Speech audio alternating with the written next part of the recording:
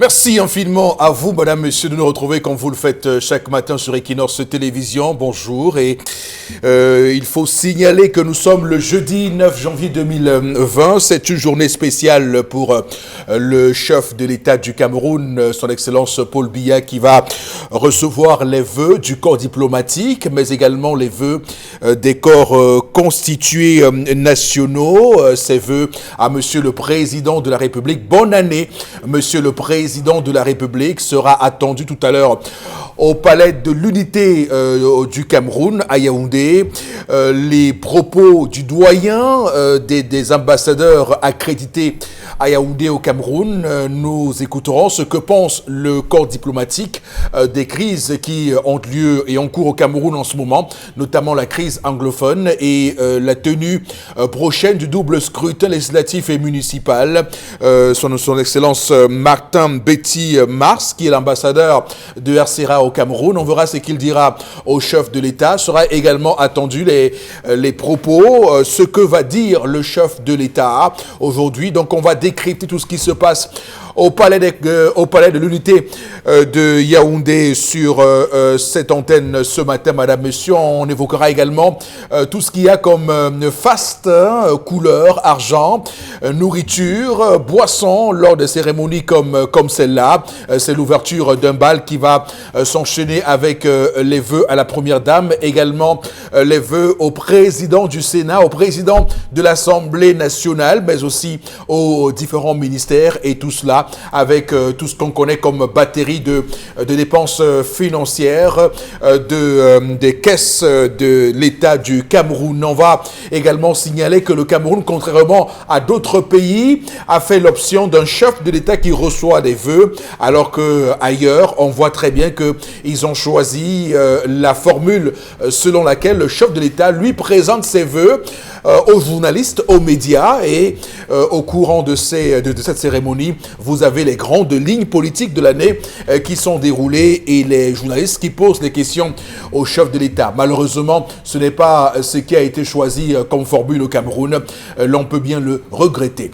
Donc bonjour encore à tout le monde. L'équipe est en place comme chaque matin. D'abord vous, monsieur Batchou, Charles Hamel, bonjour et bienvenue. Bonjour, monsieur Eric Fopoussi Ndegou. Bonjour à tous les téléspectateurs.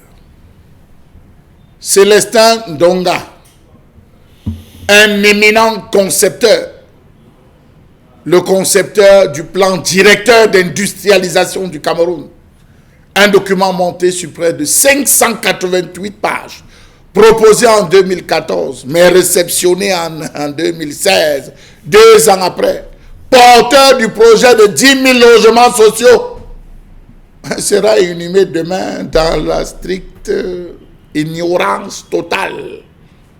Pourtant, c'est ce brillant, ce centralien qui en 1985 est rentré au Cameroun pour donner tout ce qu'il avait dans les tripes. Il a conçu pas mal de choses, mais hélas, comme à son habitude dans ce pays, tous ceux qui conçoivent ne finalisent jamais. Adieu l'artiste. Voilà, l'occasion pour nous de dire que dans ce pays, nous avons l'obligation que la nation soit reconnaissante envers ses fils valeureux. Malheureusement, ce n'est pas le cas pour tout le monde. Il y en a, comme vous l'avez dit, qui sont inhumés dans dans un grand anonymat. Malheureusement, on voit très bien que ce n'est pas normal pour un pays comme le Cameroun. Alors, monsieur Batchou... C'est le premier directeur éphémère DDC, hein, monsieur. Tout à fait, absolument. Oui. Voilà tout ce qu'il a apporté. Malheureusement, c'est comme ça. On ne peut que le regretter, comme vous le faites ce matin, monsieur Batchou, qu'on va retrouver à 10h30 dans sa chronique quotidienne, La colère de Charles Hamel.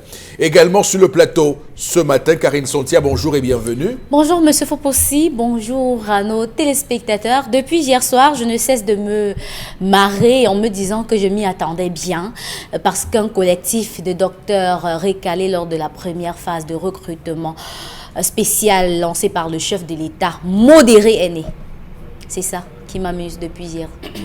On a quand même l'impression qu'au Cameroun, à chaque fois qu'il y a une chose qui va permettre de changer ou de bouger les lignes, il y a toujours quelqu'un quelque part qui vient ajouter son grain de sel pour tout détruire. Voilà. Également sur le plateau ce matin, Bombok Bengan Kandje, bonjour et bienvenue. Bonjour Monsieur Foposi Negou, bonjour à vos chers téléspectateurs. Merci beaucoup Charles Lamel parce que je me posais les questions pour ce fameux Célestin Ndonga. Merci, merci. Et pire encore pour notre pays, pour l'enlever des EDC, et justement parce que l'État avait refusé de payer sa facture, on lui proposait déjà de passer au TCS. Voilà comment on récompense les grands esprits dans notre pays. C'est malheureux, je vous le promets. Et il n'a pas été payé pour ce plan de directeur, je vous le confirme aujourd'hui. Deux autres choses.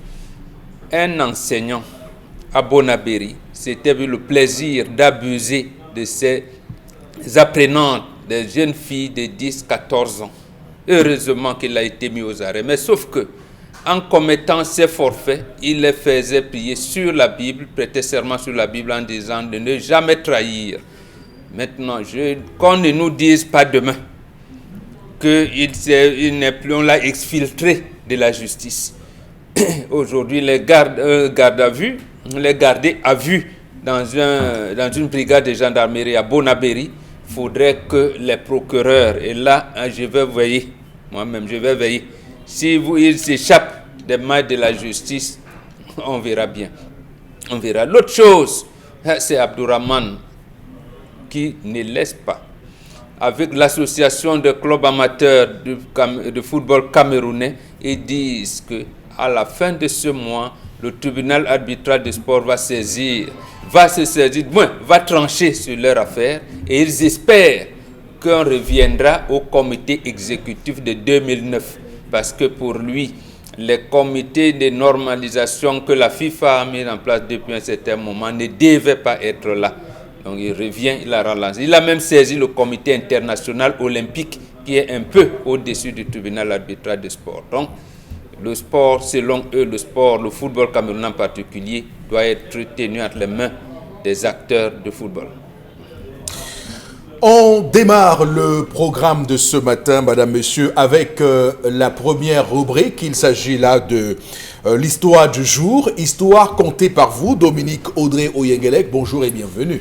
Bonjour Eric Fopoussi, bonjour aux téléspectateurs. Ce matin, je vous raconte l'histoire d'une jeune femme qui dit qu'elle est mère. Elle a commencé à accoucher à 22 ans. Elle a 6 enfants avec 2 paires de jumeaux. Elle raconte que depuis pas mal de temps, son conjoint et elle sont au chômage et ils ont du mal à s'occuper de ces 6 enfants-là. Et malheureusement ou heureusement, elle est encore enceinte et prévoit d'accoucher durant le cours de cette année. Elle a pensé qu'il serait judicieux de faire adopter cet enfant-là parce que jusqu'ici, ce sont leurs 2 familles qui les épaulent. Elle voudrait faire adopter son enfant. Elle dit qu'elle a parcouru Internet et elle a vu que c'était possible. Donc, elle aimerait savoir comment le dire à son conjoint et à sa famille qu'elle a pris ces décisions. Elle aimerait savoir si, sur le plan de la tradition africaine, c'est possible de faire adopter. Je veux dire, que dit la tradition par rapport à l'adoption et quel est l'avenir qu'elle peut avoir pour ses 6 autres enfants déjà nés. Alors, chaque fois qu'on parle adoption, chaque fois qu'on parle enfant, j'ai un souvenir tout à fait douloureux à travers une organisation qui semblait mafieuse au Tchad. C'était l'Arche de Zoé, laquelle association avait été épinglée à l'époque au Tchad pour des malversations, pour des méfaits qu'il causait sur les enfants là-bas.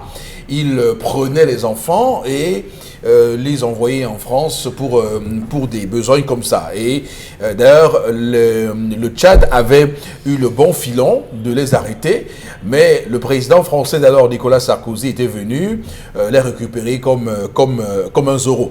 Donc, chaque fois qu'on parle de ces sujets-là, je pense toujours à ça, je pense toujours à ces organisations qui sont en Europe, partout, qui viennent chez nous, font du trafic d'enfants sous le fallacieux prétexte de la pauvreté de nos familles qui n'ont pas les moyens de s'occuper de ces enfants-là. Donc, permettez-moi de faire ce petit rappel. Alors, je commence donc par vous, Bobo Bengan. Quelles sont les réponses que vous donnez aux inquiétudes de cette femme? Non, est-ce que c'est des inquiétudes? J'allais dire les turpitudes de cette femme. cette femme, je ne sais pas quel virus l'a piqué, elle est en train j'allais dire, d'entrer carrément dans la déviance. Dans la déviance. C'est cette femme-là. D'abord, regardez l'histoire. Elle dit que son mari et elle n'ont pas assez de moyens, mais sont pris en charge par la famille. Quoi de plus heureux? Quoi de plus heureux? J'allais dire, qu'est-ce que la famille dit? Est-ce que la famille estime qu'apporter un soutien à leurs enfants qui n'ont pas encore de moyens matériels pour se prendre en charge est une charge pour elle? Il semble que non. Voilà donc une femme qui viendra casser l'avenir radieux de leurs enfants parce qu'elle reste dans le nombrilisme. Elle dit, je pense que mon mari ne va pas. Mon mari est seulement là, ne va pas. Attends, c'est la famille qui nous... Moi, je vais vendre cet enfant. Elle n'est pas à l'adoption. Elle est en train de vendre son enfant qui est dans le ventre, qui n'est même pas encore né. Vous voyez comment cet enfant qui est déjà dans le ventre commence à être inoculé des idées malsaines de sa maman. Déjà, voilà un enfant, elle est en train de désocialiser cet enfant-là. Or, il y a des choses qui sont primordiales, parce qu'elle dit, que veut la tradition? La tradition africaine a des liens de sang. La famille peut avoir des couples qui n'ont pas eu d'enfants. Vous qui aimez la monogamie, on a aussi dans notre tradition des gens qui sont restés parce que l'homme ou la femme, l'un d'eux était stérile. Quelquefois même, lorsque c'est l'homme qui était stérile, on autorisait à la femme d'avoir un amant qu'il faisait des enfants, de la famille. Mais lorsque c'est la femme qui était stérile, il y a eu des hommes qui disaient, c'est ma femme, la famille l'a accepté, et ne demande pas. Ce sont ses frères qui lui donnaient des enfants pour les adopter. Et ces enfants-là ne réclamaient plus rien de l'héritage de leurs parents biologiques. Est-ce qu'ils ont ces cas dans la famille? Cette famille, elle ne regarde pas ça. Elle regarde seulement qu'il y a la matériel, voilà, l'adoption. Donc voilà le lien de sang. Quand vous allez donc adopter l'enfant, quel lien de sang vous avez? L'autre chose que la tradition a prévue, il y avait des esclaves qui étaient dans nos familles. Quand on les affranchissait, on les rendait, j'allais dire, légitimes enfants de ce territoire. Donc, Mandécibel. voilà, le fameux Mandécibel, si puisque nous sommes à Douala. Je vais vous dire, il y a beaucoup de familles ici parce qu'il y avait un roi, il y a un grand bombok qui était quelque part. Quand il allait, quelque part, on lui disait, voilà, on n'a pas pu avoir les boucs pour t'accompagner, on te donne 2, 3 enfants, on te dit voilà tes enfants. Quand il vient, il y a un rituel, il les fait adopter.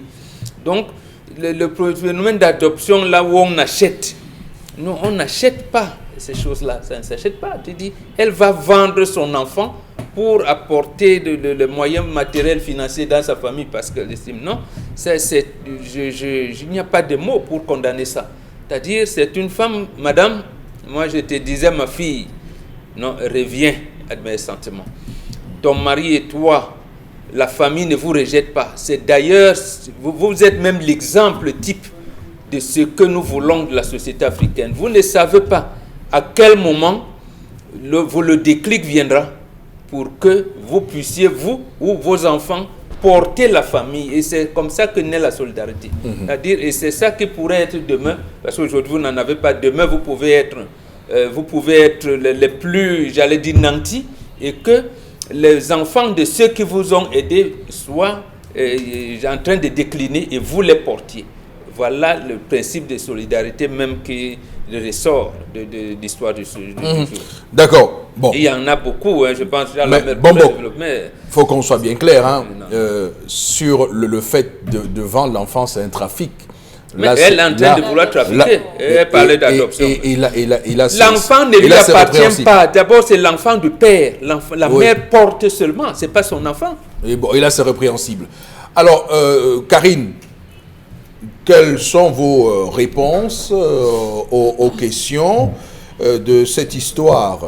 Je pense quand même que lorsqu'on vit dans certaines conditions, on limite aussi ce qui va nous causer des problèmes, généralement. lorsque vous faites des enfants, c'est vrai que nous sommes en Afrique et que l'enfant, c'est la richesse de l'homme, comme on le dit.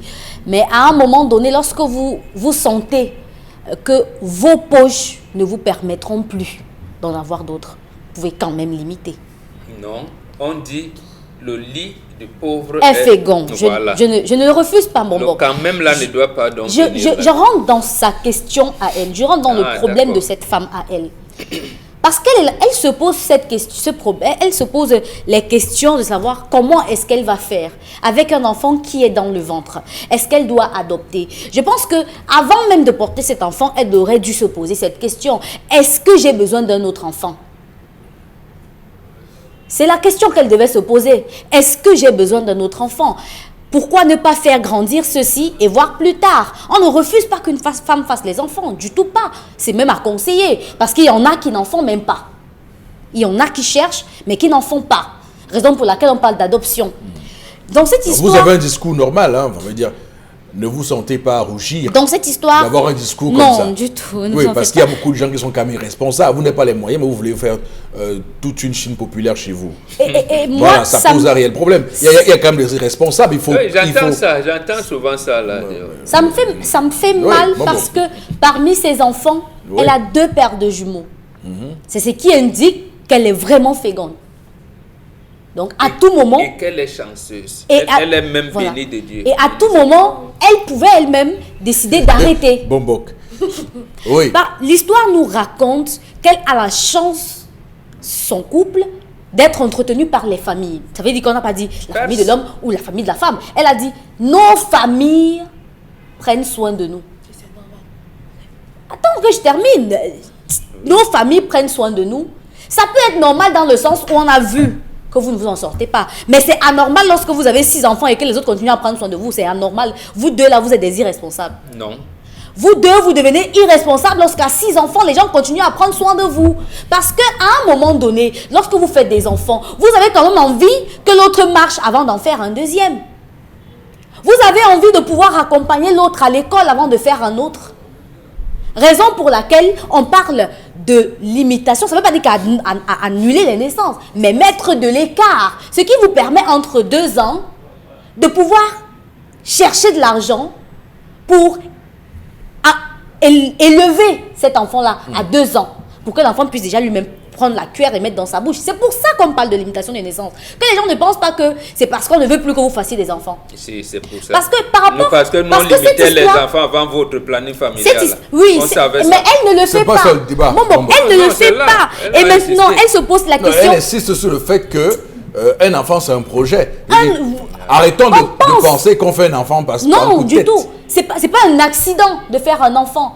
C'est pas un accident. C'est pas comme si, parce qu'on a dit que le lit du pauvre est fécond, que lorsque vous dormez la nuit, vous ne pensez pas que le matin l'enfant peut entrer. Du tout pas. Elle est consciente, elle vit avec un homme, elle a 6 enfants. Elle sait qu'à chaque fois, l'enfant peut entrer. Donc, elle ne peut pas aujourd'hui venir nous dire que vraiment... Maintenant, par rapport à l'adoption, moi, je suis tout à fait contre. Oui. Vraiment, parce que moi, je ne pourrais pas me supporter, m'asseoir et donner mon enfant à quelqu'un d'autre que je ne connais pas.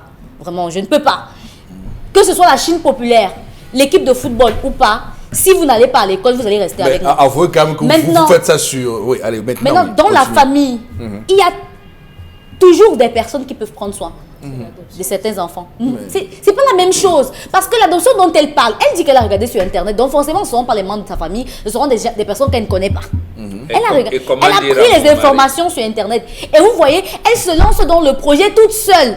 Sur un enfant... Ça, c'est dans le cas où les parents sont encore vivants. Oui, dans le cas où les parents sont vivants. Dans le projet toute seule, on a vu des femmes qui ont été abandonnées par les pères de leurs enfants et qui trimaient pour vivre, faire adopter leurs enfants à des inconnus. Ça, c'est différent. Oui. Mais là, vous êtes en couple, vous avez un homme dans votre maison, vous avez une famille. C'est pas que la famille vous rejette, mais vous décidez de faire adopter et que vous faites les rejets sur Internet.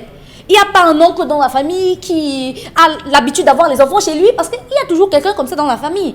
Quelqu'un il peut avoir même fait plusieurs enfants et que tous ces enfants sont parfois grands.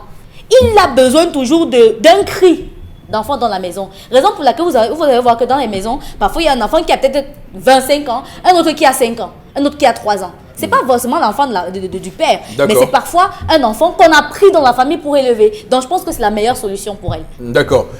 Alors, Charles, c'est vrai que Bambok et Karine ont soulevé des questions qui sont clairement dans une forme de dialectique, puisque Mbok est plutôt sur le pied d'une personne qui pense que justement la tradition africaine accompagne, est là, et Karine est plutôt sur une ligne où, bon, voilà, c'est très occidental, comme vous dites souvent. Monsieur Eric Fopoussi, l'enfant n'est pas un fardeau. L'enfant n'a jamais été un fardeau. Merci. Il n'est même plus un accident. L'enfant n'est que la conséquence d'un acte de joie. Absolument. On ne fait pas l'enfant triste, monsieur Eric Fopoussi, c'est dans la joie. Non, mais il y a aussi les viols. Non, mais c'est ça le problème avec les hybrides et les occidentalistes. Mais c'est vrai, vous aimez toujours nous amener sur les terrains qui... Restons sur le terrain. Je dis bien que l'enfant n'est que la conséquence d'un acte de joie. Et même dans le viol, il y a la joie. De qui, monsieur Mathieu? Il y a une femme qui a atteint l'orgasme au cours du viol. Elle nous a appelé des situations aussi comme ça. Rappelez-vous, je vais vous dire. Cher Abel, si vous dites ça, on se fera tailler. Hein. L'enfant a perdu sa valeur au début des années 80. Absolument. L'enfant a perdu sa valeur. Aujourd'hui, qu'est-ce qu'on a? Des fausses femmes, des fausses filles, des sorcières. Parce que vous avez des filles aujourd'hui qui conçoivent, elle va abandonner aux parents. Dès qu'elle accouche, elle dit, pour autant, moi j'arrive, comme elle sort, elle ne revient plus. Elle ne reviendra qu'à la prochaine grossesse. Elles sont nombreuses. Les parents assument ça dans les foyers. Vous avez des filles aujourd'hui, quand ça ne va pas, elles récupèrent l'enfant, elles cherchent la route du père, bam, elle vient, elle jette. On parle d'un enfant. On parle d'un enfant. Ce qu'on appelle femme aujourd'hui, excusez-moi, pour moi c'est des hybrides. Elles n'ont rien dans la tête. Je le dis, qu'elles disent ce qu'elles veulent sur Facebook, c'est leur problème, mais elles n'ont rien dans la tête. L'enfant est le bien le plus précieux qui soit au monde.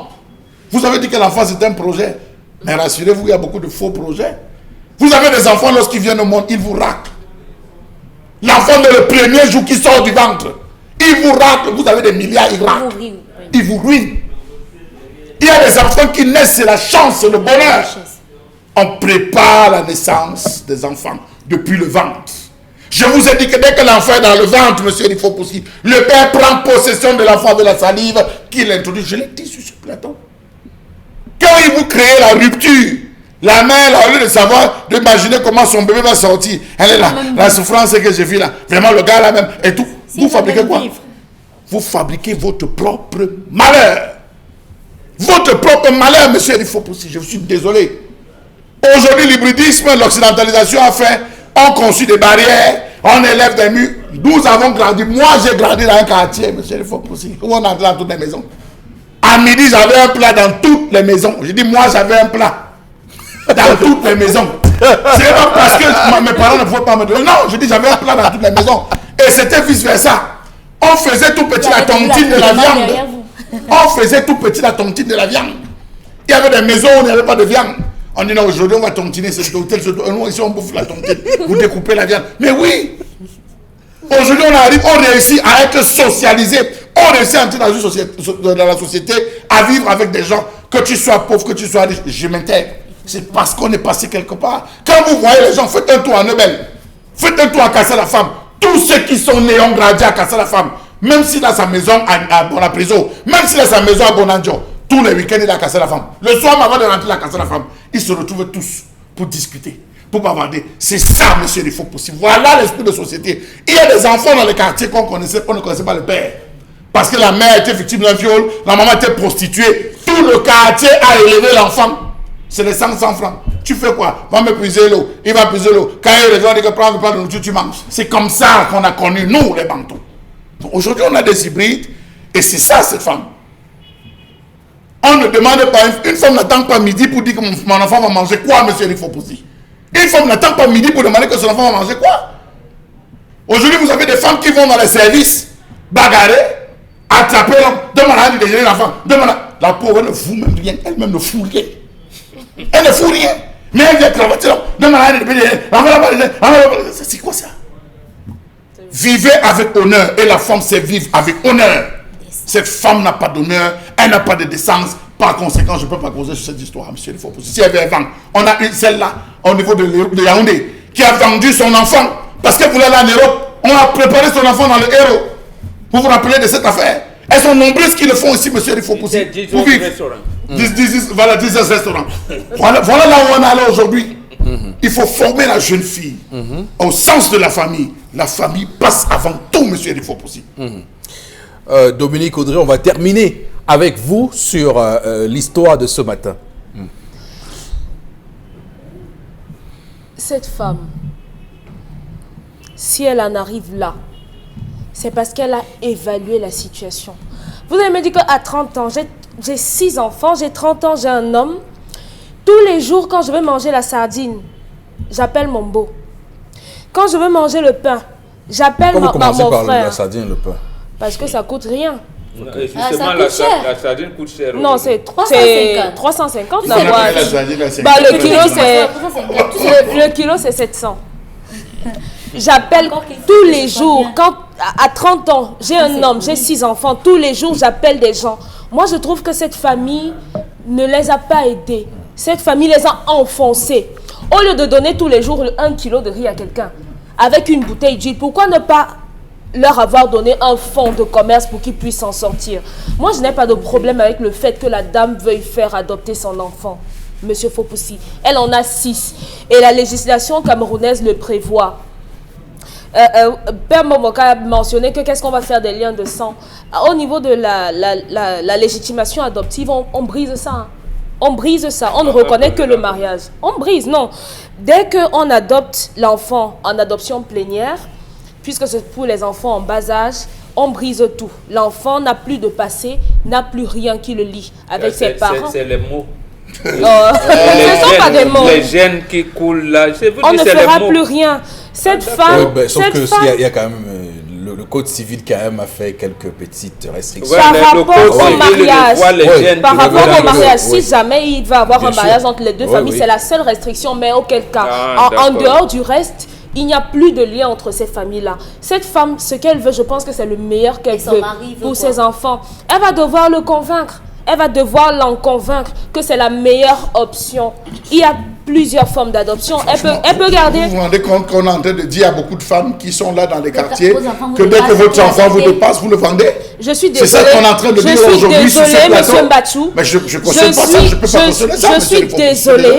Je suis désolée. Adopter n'est pas vendre. C'est vendre. Je suis désolée. Ce n'est pas vendre. On ne vous demande pas. Elle a demandé les conseils aux traditionnalistes. Parce que la vente, c'est le trafic. Je ne suis aucune procédure. Et pour adopter un enfant, il faut avoir 40 ans. Oui. Il faut ne pas avoir d'enfant. Je pense que c'est justement parce qu'on a pensé... Ne demandons pas de conseils aux traditionnalistes que nous sommes. Les traditionnalistes... vendent son enfant. Écoutez, vous voulez qu'il n'y a que les traditionnalistes qui donnent leur avis qu'elle ici? ne nous demande pas. Elle a dit, je voudrais que les traditionnalistes... Elle voulait ça sur le plateau. Dominique Audrey parle aussi. Dominique Audrey, allez-y. Moi, terminé. Moi, je ne suis pas traditionnaliste. Donc, ce que je dis, c'est que la législation a prévu pour des couples qui ne peuvent pas avoir d'enfants ce genre de procédure-là. Oui. On sait également comment ça se passe dans nos familles. Quelqu'un va prendre votre enfant et il va en faire ce qu'il veut. Cette femme ne veut pas que son enfant, peut-être elle en a marre de ce que sa famille fait, elle a justement refusé de me dire un certain nombre de choses. Elle ne veut pas continuer à vivre au crochet de cette famille-là. Qu'elle arrête de faire l'amour pour accoucher les enfants. Il y a des femmes, elle peut limiter, qu'elle arrête. Ne venez pas nous faire qu'elle arrête. Salamel, elle a 6 et Salamel, une précision. Prendre la parole sur ce plateau quand même obéit à un stade ordre. On pas la parole comme ça. On ne peut pas accepter. Non, mais qu'on dise aujourd'hui, Monsieur Bachou, qu'on dise au gouvernement que nous ne sommes pas d'accord avec la pratique, c'est la même chose qu'on veut dire aussi au gouvernement. Vous pouvez pas les enfants. Monsieur Bachou, vous avez faut que les gens soient responsables. Vous avez eu temps de parole qui vous est réservé. Vous allez prendre la parole, on prend la parole avec l'autre. Dominique Audrey la parole, laissez qu'elle finisse et vous rebondirez. Sinon, c'est qu'on devient, ça devient un comptoir de marché. Oui, allez-y, Dominique Audrey. Qu'elle n'accouche pas, monsieur Fopoussi. Je ne sais pas, il y a des médecins, peut-être qu'ils pourront corriger, mais il y a des femmes qui ont 2 ovulations par mois. Peut-être c'est le cas de cette femme qui est hyper féconde. Comment elle fait donc pour savoir que c'est son cas? Elle ne peut pas savoir. Moi, je dis encore, si elle arrive à convaincre son mari que c'est la meilleure option, Jusqu'ici, si sa famille était à même de pouvoir prendre des enfants, je crois que cette famille aurait déjà pris ses enfants, qu'elle fasse adopter ses enfants. Après tout, ça la regarde elle seule. Ça, c'est mon avis. Si vous voulez faire adopter votre enfant parce que ça semble être la meilleure option pour vous... Il faut le consentement, il faut Tout à des fait. conditions. Tout à fait. C'est pour ça que j'ai dit que si elle arrive à convaincre son mari D'accord. qu'il le fasse... Bon, en tout cas, on ne fera pas un point de droit. C'est pour ceux qui veulent aller taper Code civil sur Google du Cameroun, Code civil de 1804. L'article 368 parle de l'adoption au Cameroun et les articles qui suivent. Donc, allez-y, Goumé. Mais Dominique Audrey, j'avoue que vous m'avez donné une envie de manger du pain sardine. Voilà. On a des distributeurs automatiques. Hein. Il y a des couples homosexuels en Europe qui veulent adopter les enfants. Voilà. Qu'elles y aillent. À tout de suite, Madame, Messieurs, pour la colère de Charles Hamel.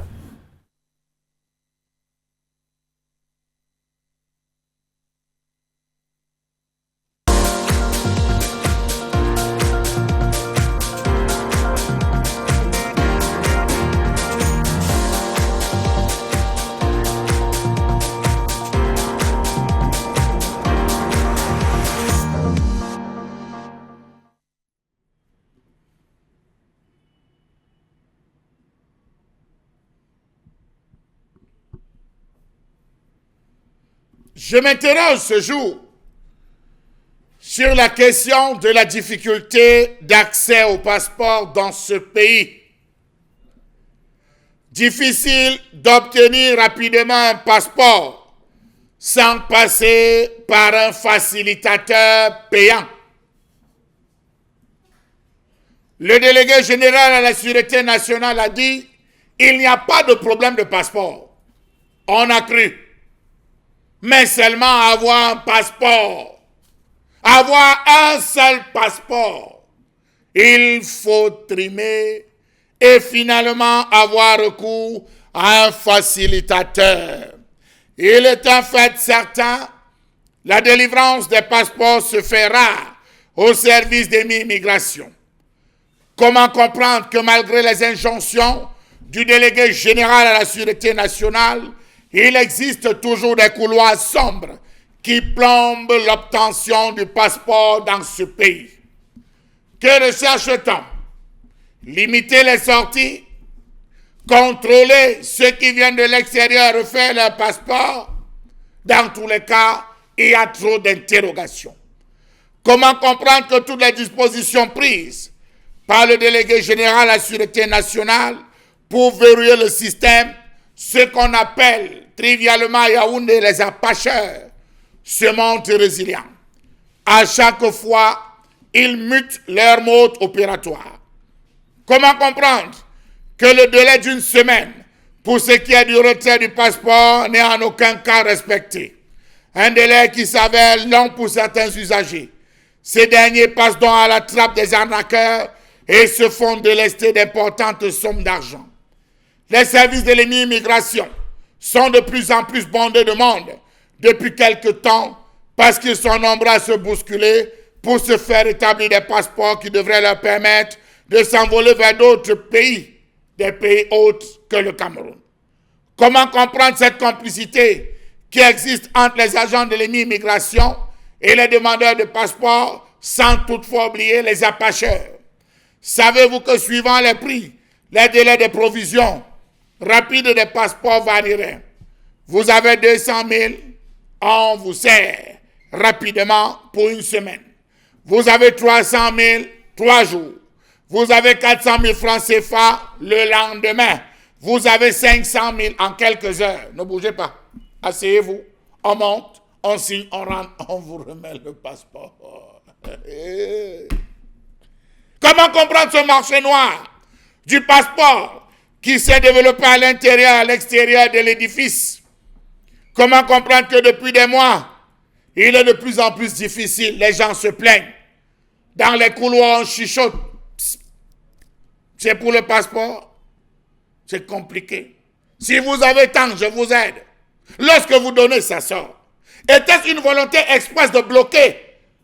Parce qu'on veut absolument le choco, le gombo? Ou alors c'est là, ou ce n'est même pas là, mais on n'a pas le courage de dire aux Camerounais, il n'y a pas de carton.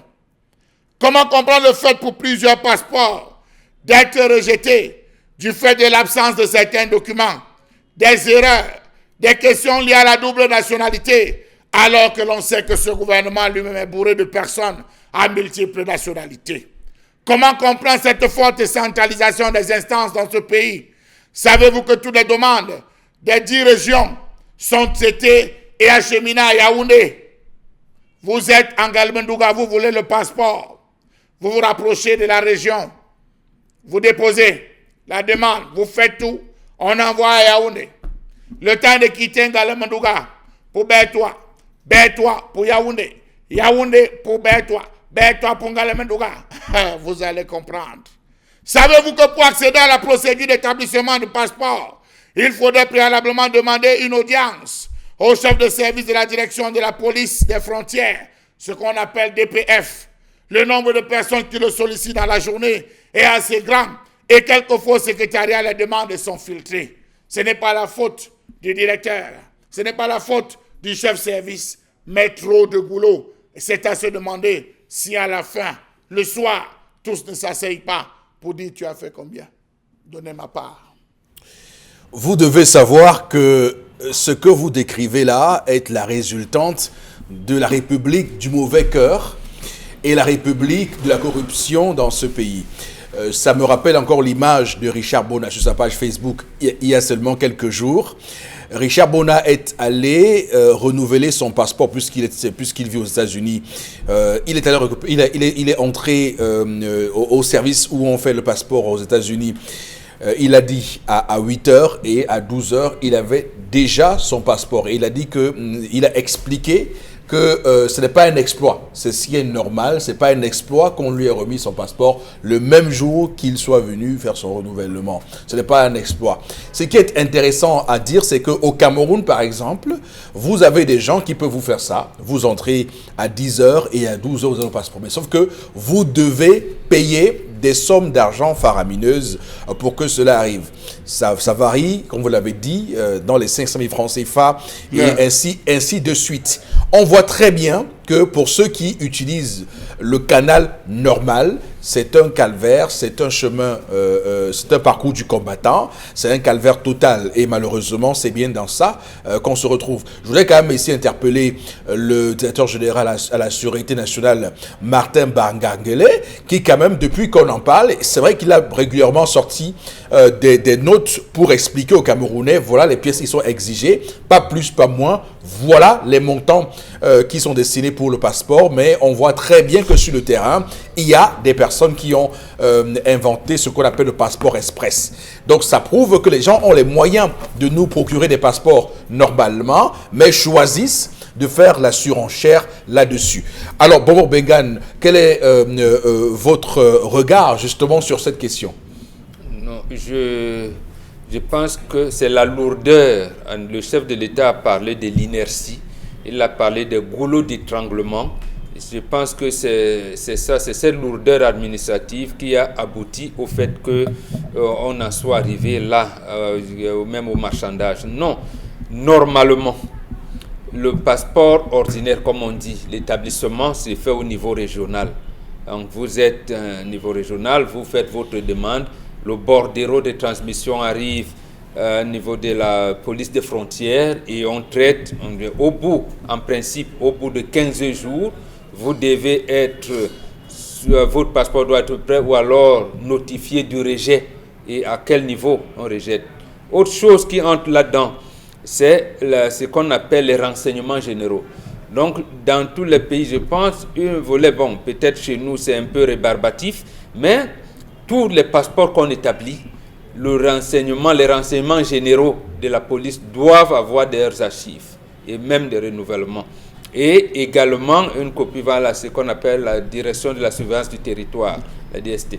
Donc, maintenant, les passeports express existent également parce que depuis que la délégation générale de la sécurité nationale existe depuis 1967, je pense, on avait mis ça en place où il peut avoir des départs express, comme on dit, vous êtes fonctionnaire, vous êtes ici camerounais, vous avez des obligations qui doivent vous amener hors du territoire. Non, on avait créé ce canal-là où on peut vous faire un passeport express.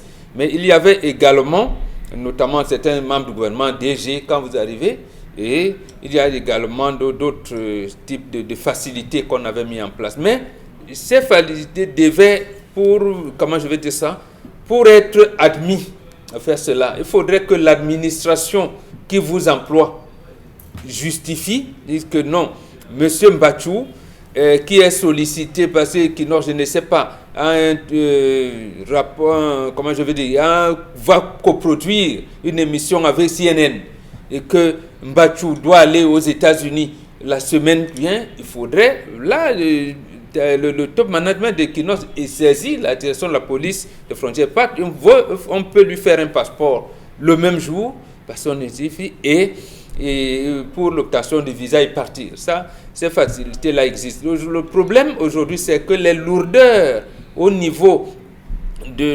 l'acquisition du passeport ordinaire sont devenues, j'allais dire, une semaine de croix, au point où tout le monde cherche à avoir quelqu'un qui peut entrer, là où on fait les passeports express. Mais le mot, je veux dire, l'entrée vers le passeport express n'est pas interdit, ça existe.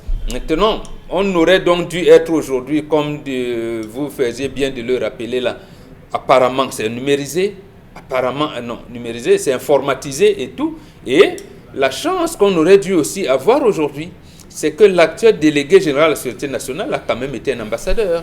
Il a été ambassadeur de Cameroun en Espagne. Et là où il y a une célérité dans le traitement des dossiers, donc que même le passeport ordinaire, ces délais devraient être écourtés, peut-être voire une semaine, le temps pour la direction des renseignements généraux de vérifier que non. Bon, là, peut-être il est avec les ambazoniens, il est avec les Boko Haram, il est avec. Bon, dès lors qu'on estime que il n'a pas un fichier S ici, voilà, d'une semaine après ou plus, le passeport ordinaire passe. Alors, ce qui est quand même intéressant, c'est que nous sommes tous d'accord qu'on peut faire les passeports au Cameroun en une journée. C'est-à-dire que ce n'est pas un problème où on va nous dire que non, c'est très compliqué parce qu'il y en a qui font. De nombreuses personnes le font. Je rappelle que les pays comme le Sénégal et la Côte d'Ivoire, tout récemment, ont passé le cap. Désormais, en Côte d'Ivoire, c'est en une journée que vous faites le passeport. Vous venez le matin et à l'après-midi. Je dis en Côte d'Ivoire, c'est un pays qui est à peu près comme le Cameroun. Le Sénégal a également pris le même relais. D'autres pays en Afrique sont dans ce registre-là. Nous sommes en retard, malheureusement, sur cette question. On comprend bien que ce n'est pas en raison d'un retard technologique. C'est en raison du fait que les gens souhaitent faire du marchandage, souhaitent gagner de l'argent en plus sur ces passeports. Parce que je peux vous dire que plus personne ne fait de passeport normal. Ordinaire. Je vois tout le monde Express. paye 150, 300 000, 400 000 pour avoir rapidement. Si donc on se rend compte que le Cameroun a les capacités de rapidement produire les passeports à l'heure, à la seconde, comme on le voit actuellement, on peut simplement démocratiser. Sauf que maintenant, le risque, c'est qu'on vienne tailler dans la mamelle nourricière de ces fonctionnaires qui sont dans les couloirs et qui, semblent se nourrir de cette tare. Dominique Audrey, sur cette question, quel est votre regard ? Peu de Camerounais aujourd'hui ont connaissance vraiment des difficultés liées à cette acquisition, à l'acquisition de ces passeports, puisqu'on ne se retrouve à aller entamer cette procédure-là que lorsqu'on entreprend de voyager. Mais à travers tout ce que a déclamé M. Mbachou, j'ai fini par comprendre qu'en réalité, le passeport express n'existe pas. Il existe juste des personnes qui écourtent les procédures rapidement pour vous permettre d'avoir ça. J'ai l'impression que express, c'est juste un mot pour endormir les esprits, puisque les mêmes personnes qui font un passeport ordinaire prennent juste là et le font de la même façon, juste pour avoir de l'argent. On est dans une sorte de système, un engrenage où à chaque étape, il faut débourser de l'argent, il faut soudoyer, corrompre des gens pour pouvoir avoir un service pour lequel, en principe, ils sont là. Un principe pour lequel ils sont payés. Comment donc on pourrait venir à bout de cette histoire? Moi, je ne sais pas trop. Peut-être il faudrait que les personnes à qui on demande de l'argent dénoncent. peut-être ils peuvent dénoncer en disant non, moi je ne vous donnerai pas d'argent, c'est votre travail, vous devez le faire. Et beaucoup de gens également se plaignent sur la méconnaissance des procédures. Ils estiment qu'ils ne sont pas suffisamment renseignés sur les différentes étapes, ce qui fait que ils se retrouvent parfois à avoir des échecs et à retourner, à recommencer dès le départ. La lenteur fait qu'on a tellement de rangs et aujourd'hui, on traverse, on ne veut plus faire le passeport ordinaire, on va directement à ce qu'ils ont appelé passeport express. Donc, à ceux qui font ces procédures-là, et juste de l'argent, hein, auquel cas vous allez patienter. Absolument. Et je rappelle que pour ceux qui ne donnent pas l'argent, c'est plus compliqué, même pour qu'on vous enregistre. Hein. Ça veut dire que pour qu'on vous enregistre, vous y passez toute la journée. Généralement, ça veut dire qu'au moment où on vous enregistre, jusqu'à ce que vous remplissiez le bordereau en question et qu'on vous envoie prendre la photo et que vous reveniez pour qu'on prenne vos empreintes, ça veut dire que toutes ces étapes-là, ça se passe de manière compliquée. Ça veut dire que c'est pas comme j'explique où passer aux portes. Hein. C'est qu'on prend une première étape où on prend votre nom, on enregistre et puis on dit monsieur à l'attente, vous restez au soleil. 2 heures, 3 heures, on vous appelle. Alors, monsieur tel, vous revenez, on dit, ok, remplissez cette fiche. Vous remplissez la fiche, vous déposez encore, vous ressortez, vous attendez. Malheur à vous si vous faites il y a des personnes qui passent toute une journée, pour remplir les formalités. Pour remplir les formalités. Donc, vous comprenez que c'est un chemin de croix pour ceux qui ont choisi de passer par la voie normale. Karine, quel est votre regard sur cette mafia des passeports au Cameroun? J'ose le mot mafia parce qu'au final, il n'y a pas d'autre terme pour qualifier ce qui se passe dans ce registre. Alors que on a déjà assisté à plusieurs augmentations du prix du timbre définitif. Là. Le timbre qui était avant à 50 000 aujourd'hui est devenu 75 000, ce qui fait que ce n'est pas moins cher l'établissement d'un passeport au Cameroun. Mais jusque-là, il faut, si vous voulez vite l'avoir, passer à 150 000, donc x2, x3, x4. Si vous êtes trop pressé, il y a généralement des corps de métier qui sont censés avoir un passeport express ou un passeport qu'on fait rapidement. Par exemple, il y a les militaires qui, normalement, avant d'aller, si c'est à l'extérieur du pays, qui vont aller au front, normalement, on devrait leur établir les passeports rapidement s'ils n'en ont pas déjà. Il y a les diplomates qui, normalement, à chaque fois devraient renouveler facilement leur passeport. Ils n'ont pas de problème. Hein. Ils n'ont pas de problème. Il y a les journalistes. Oui, les passeports généralement pour aller faire des reportages à l'étranger, je ne sais pas, couvrir les voyages, c'est l'État normalement, on devrait vous faire des passeports express. Ça, c'est normal. Ouais. Il y a des corps de métier qui ont cette légitimité-là. Maintenant, à venir à ce que vous avez une personne qui connaît quelqu'un, qui connaît aussi quelqu'un là-bas, qui peut vous faire, il y a des gens, en plus de ce que vous dites, il y a des gens qui font gratuitement, hein, monsieur Fopoussi, qui ne payent pas, qui ne se déplacent pas, qui restent chez eux et font un coup de fil, le passeport arrive. Il dit, font un coup de fil, on appelle, viens retirer ton passeport. Non, il paye. Peut-être la personne là, il dit, quelqu'un qui a sa personne quelque part. C'est-à-dire que dans toute cette mafia, il y a des gens qui font pour leur personne. Ah, d'accord. Là, oui. La personne paye à votre Oui, la personne paye, mais celui qui obtient le passeport ne paye pas. Par rapport à ces passeports-là, vous allez observer que ces derniers temps, il y a beaucoup de personnes qui sont recalées dans les aéroports parce que les passeports sont faux. Ah bon? Oui, il y a des gens qui, aujourd'hui, lorsqu'ils arrivent à l'aéroport, on découvre que les passeports sont faux parce qu'ils sont passés par ces subterfuges-là pour avoir un passeport. Et là, on les a frappés. Il y a les gens qui sont là-bas à l'immigration, ils sont là-bas devant. Vous pensez que c'est des gens qui vont vous jouer un tour de passe-passe pour vous faire un passeport rapidement. Et pourtant, ils sont à l'assaut des clients. D'accord. Et après, ils vous font du mauvais. Ok. Alors, Chalamel, sur cette question, évidemment, vous faites là allusion à un problème qui touche de nombreux Camerounais qui se plaignent. Moi qui vous parle en ce moment, je vous parle en face, j'ai un souci avec mon passeport parce que j'attends depuis tellement de temps que ce n'est pas encore sorti. Donc, ça touche beaucoup de Camerounais et beaucoup sont dans... Pas là, non? Directement. Non, mais je l'ai dit tout à l'heure. Je dis que moi j'ai un souci. Votre cas d'abord, que monsieur le délégué, j'ai un souci. Non. On peut vous appeler pour récupérer. Non, mon cas n'est pas... pour parler, c'est juste pour parler. Oui, Chalamel, d'accord, Monsieur oui, allez-y. Fopoussi, nous sommes dans l'empire du Wandalfulkistan. Je tiens à dire que vous avez, la majeure partie des personnes ne se rendent plus ici à l'immigration à Douala pour établir un passeport. Beaucoup préfèrent aller à Yaoundé. Vous avez plusieurs personnes qui quittent l'extrême nord, le nord, la Damon, ils vont directement à Yaoundé parce qu'il a fait une fois, ce n'est pas arrivé. C'est vrai. Je ne lance pas la pierre sur le délégué régional à la sûreté nationale, non. Je ne lance pas la pierre sur la responsable. Que se passe-t-il à Yaoundé? Pourquoi est-ce qu'il y a une forte centralisation? Décentraliser, ça devait commencer par là. On a le service de renseignement ici au littoral. On a dans tout l'étendue du territoire, on a la DST. Pourquoi ne pas vraiment simplement mettre ces agents en mission pour aller donner à Yaoundé? Pourquoi? Vous devez établir un passeport. On va vous prendre le temps. L'audience, vous allez aller remplir l'audience. Chef service de la direction de police des frontières. Attendre. On va vous dire que le monsieur là depuis 3 jours, on n'a pas pu le recevoir. Monsieur, patientez, vous revenez le lendemain, vous patientez. Il y a des gens qui font des jours et des jours. Le délégué a dit, ça ne se fait pas. Mais rassurez-vous, après avoir passé une journée au soleil, 2 jours au soleil, monsieur, il faut pousser. Vous allez revenir avec vos 150 000.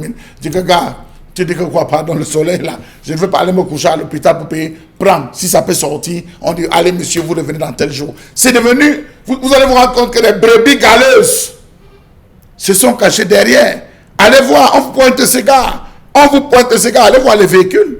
Il y a des gars qui sont dans les couloirs de l'immigration, vous ne pouvez pas les provoquer. Bien sûr. C'est des bailleurs insolents. C'est des gars qui ont des véhicules insolents. C'est en une journée, chaque jour que Dieu a créé, comme on dit au quartier, il a 10 personnes de 300 000, ça fait combien? Tu crois qu'il donne 100 000 au boss? 15 000 chaque fois. Il retire 75 000, normal. Il dépose, il reste 225 000. Il donne 100 000. S'il a ne serait-ce que 125 000 chaque jour sur 10 personnes, ça fait combien? Le gars peut vous faire une tontine de 3 millions, 4 millions la semaine. Voilà donc comment ces gars vivent. Et voilà, ça donne de l'argent à tout le monde. Conséquence, vous vous retrouvez à avoir une pièce. On a connu des gens qui ont fait des demandes 3 mois avant. Parce que le gars devait voyager, il avait planifié son voyage. Oui. Il a fait la demande 3 mois avant. Ce n'est jamais sorti. Le voyage, la date même du voyage est arrivée. Mais le passeport n'est pas sorti. Il n'a pas voyagé. Hélas. Bon, moi j'ai eu ça parce qu'évidemment, c'est compliqué. Et les gens même des noms. Ne comprennent pas ça. Vous enregistrez avec un nom, on écrit un autre nom. Oui. Oui, mais il faut dire ça. Vous enregistrez avec votre nom. Normalement, mais en frappant, on met une erreur de frappe. Il faut revenir. C'est des requêtes. Ah non, monsieur, il faut aussi. On est fatigué dans ce pays. Voilà, donc c'est une situation très, très compliquée. D'ailleurs, on a une dame pour aller. D'ailleurs, une seconde, Chalamé, une seconde. Parce que ce que vous dites, il faut qu'on mette l'accent là-dessus. C'est très grave ce que vous dites, et les Camerounais ne s'en rendent pas compte. Pour ceux qui ont eu le malheur de se rendre à Bonanjo là-bas, ici à Douala, ou même pour ceux qui sont à Yaoundé, même parce que quand on dit Yaoundé, même à Yaoundé, c'est très, très compliqué. D'ailleurs, ces endroits-là sont d'abord très insalubres, très bizarre. Je vous dis vraiment, quand vous rentrez dans les endroits où vous faites le passeport, c'est très bizarre. Je veux dire vraiment, quand vous voyez, c'est très sale.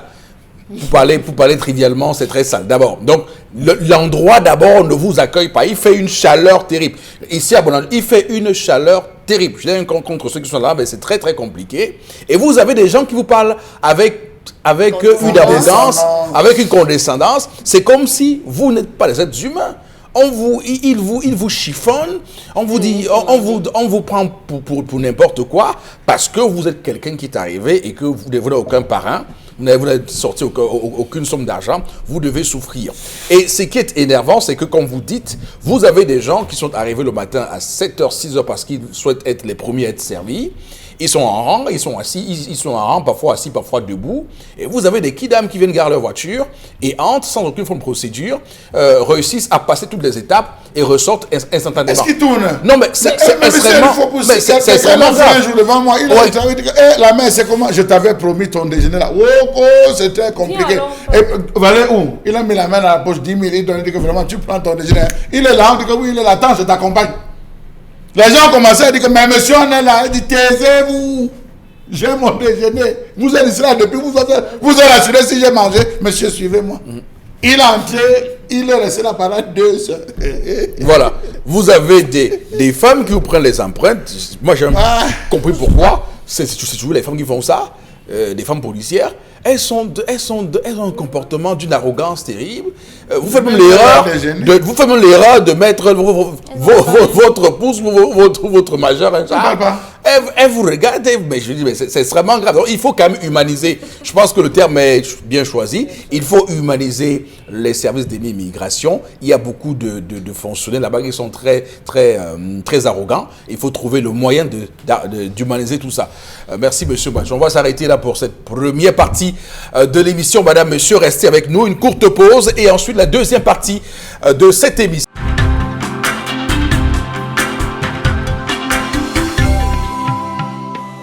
Sur ce plateau, madame, monsieur, deuxième partie de cette émission 10-12 le Zénith.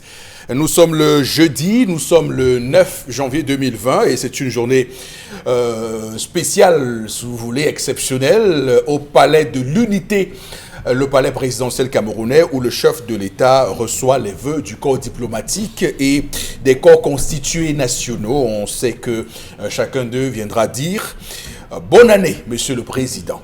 Alors, pour cette deuxième partie de l'émission, on va lire quelques messages reçus par vos soins parce qu'en première partie, on a fait en sorte de vous livrer les deux rubriques, l'histoire du jour et la colère de Charles Hamel. Karine. Par rapport à la question de passeport, je me suis rendue à l'immigration de ma région. Et pour la grosse surprise, j'étais très bien reçue. J'ai eu la liste des éléments à fournir et je suis revenue 3 jours après pour le dépôt qui m'a pris 30 minutes maximum. Seulement 3 jours après, lorsque je récupérais mon récépissé, la dame me dit qu'il n'y a plus de carton et qu'elle n'est pas sûre que je serai servie dans 3 mois. Ah, c'est juste au feutas qui nous écrit. C'est quelle région? Il n'a pas précisé. Pour au moins saluer la célérité avec laquelle on reçoit les gens. Voilà, oui, bon. La dame lui a dit, d'ici 3 mois, n'attendez pas. C'est après 3 mois. Au moins là, c'est vrai, vous allez rater, comment je vais dire, manquer le rendez-vous pour lequel vous établissez le rapport. Mais au moins là, la policière lui a dit, ce n'est pas de ma faute, monsieur. Voilà, donc, et où est-ce qu'on établit alors le carton? Donc nous n'avons pas d'imprimerie au Cameroun. C'est importé, on n'établit pas les cartons comme ça. On tape et puis... Un autre message. J'ai payé 190 000 pour ce passeport express il y a plus d'1 mois.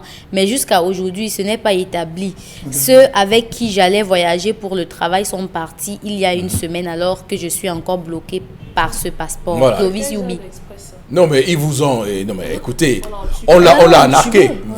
Oui, on l'a arnaqué, c'est clair.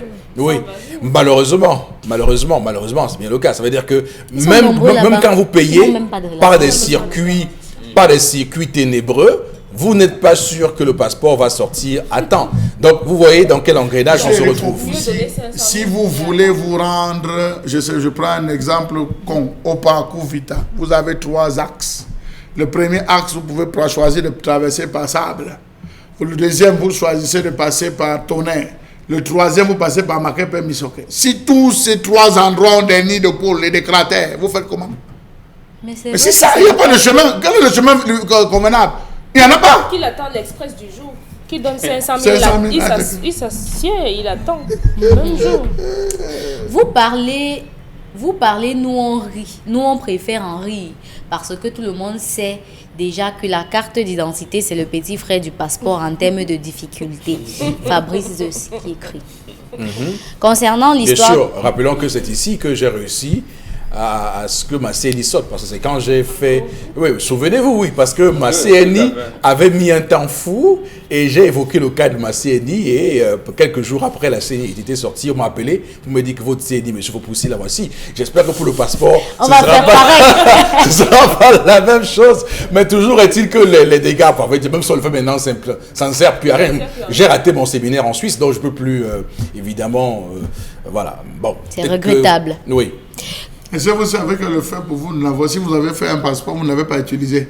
Quand vous revenez, c'est encore plus compliqué pour vous de vous faire établir un autre? Non, mais c'était le renouvellement. Non, mais je renouvelais mon passeport qui expire en 2000. J'ajoute juste de l'eau en disant, il y a des gens qui sont revenus se renouveler. On s'est rendu compte que vous venez avec la pièce, vous n'avez pas utilisé votre passeport. Ah, pour ne pas l'utiliser. Ah, d'accord, ok, oui, d'accord, oui, bien sûr. Donc, on est obligé de voyager alors. Non, mais. En tout cas. Vous le faites pourquoi? En tout cas. Pour garder. Mais ça, c'est comme une carte d'identité. Oui. Non, mais. On demande au moins 3 pays. Oui, 3 pays. Bien sûr. Bien sûr. Mais je pense. Mais je crains que, pour ma part, je crains qu'ils aient dit, bon, comme lui, il est Eric Fopoussi à Equinox et tout ça, on sait quels sont le... Je crains que ce ne soit pas ça. Parce que 3 mois comme d'attente, c'est assez fort. Et j'imagine que les pays, cette fois-ci j'ai mis les pays africains, je ne mets aucun pays étranger, par peur que... Ah ouais. Bon, voilà, malheureusement, c'est bien cela le problème, parce que dans un pays comme le Cameroun, on devrait normalement, pour des passeports comme ça, les faire normalement. C'est vrai qu'après, je me suis rendu compte qu'il y a beaucoup de réseaux, parce que ce pays est extraordinaire. Je me suis rendu compte qu'il y a beaucoup de réseaux. Comme vous dites, les gens ont des réseaux terribles et les gens font ce passeport. Beaucoup m'ont dit, mais pourquoi tu m'appelles pas Eric? Moi, je sais que le passeport, c'est facile. Pour faire le passeport, il faut aller à une immigration, vous vous enregistrez et vous attendez, malheureusement. Ça n'a pas été le cas. Donc, toujours, on vous encourage à prendre des voies tumultueuses et tortueuses. Concernant l'histoire du passeport, c'est la raison pour laquelle la décentralisation restera une utopie et une chimère pour ce pays. L'hypercentralisation de la mangeoire, quand un ministère pense que sa puissance va être divisée par 10, il devient fou. Un autre message, cette fois-ci, concernant l'histoire du jour. Moi, je dirais à cette dame d'être en accord avec le géniteur de ses enfants et de s'approcher aussi des services sociaux à Aqua et même à Equinox pour avoir de l'aide financière pour un commerce et des conseils d'adoption aussi. Faire adopter son enfant ne sera jamais une vente d'enfants. Vraiment, ne soyons pas extrémistes. Au lieu d'avorter comme certaines, il faut penser à faire adopter et voir un médecin pour la contraception.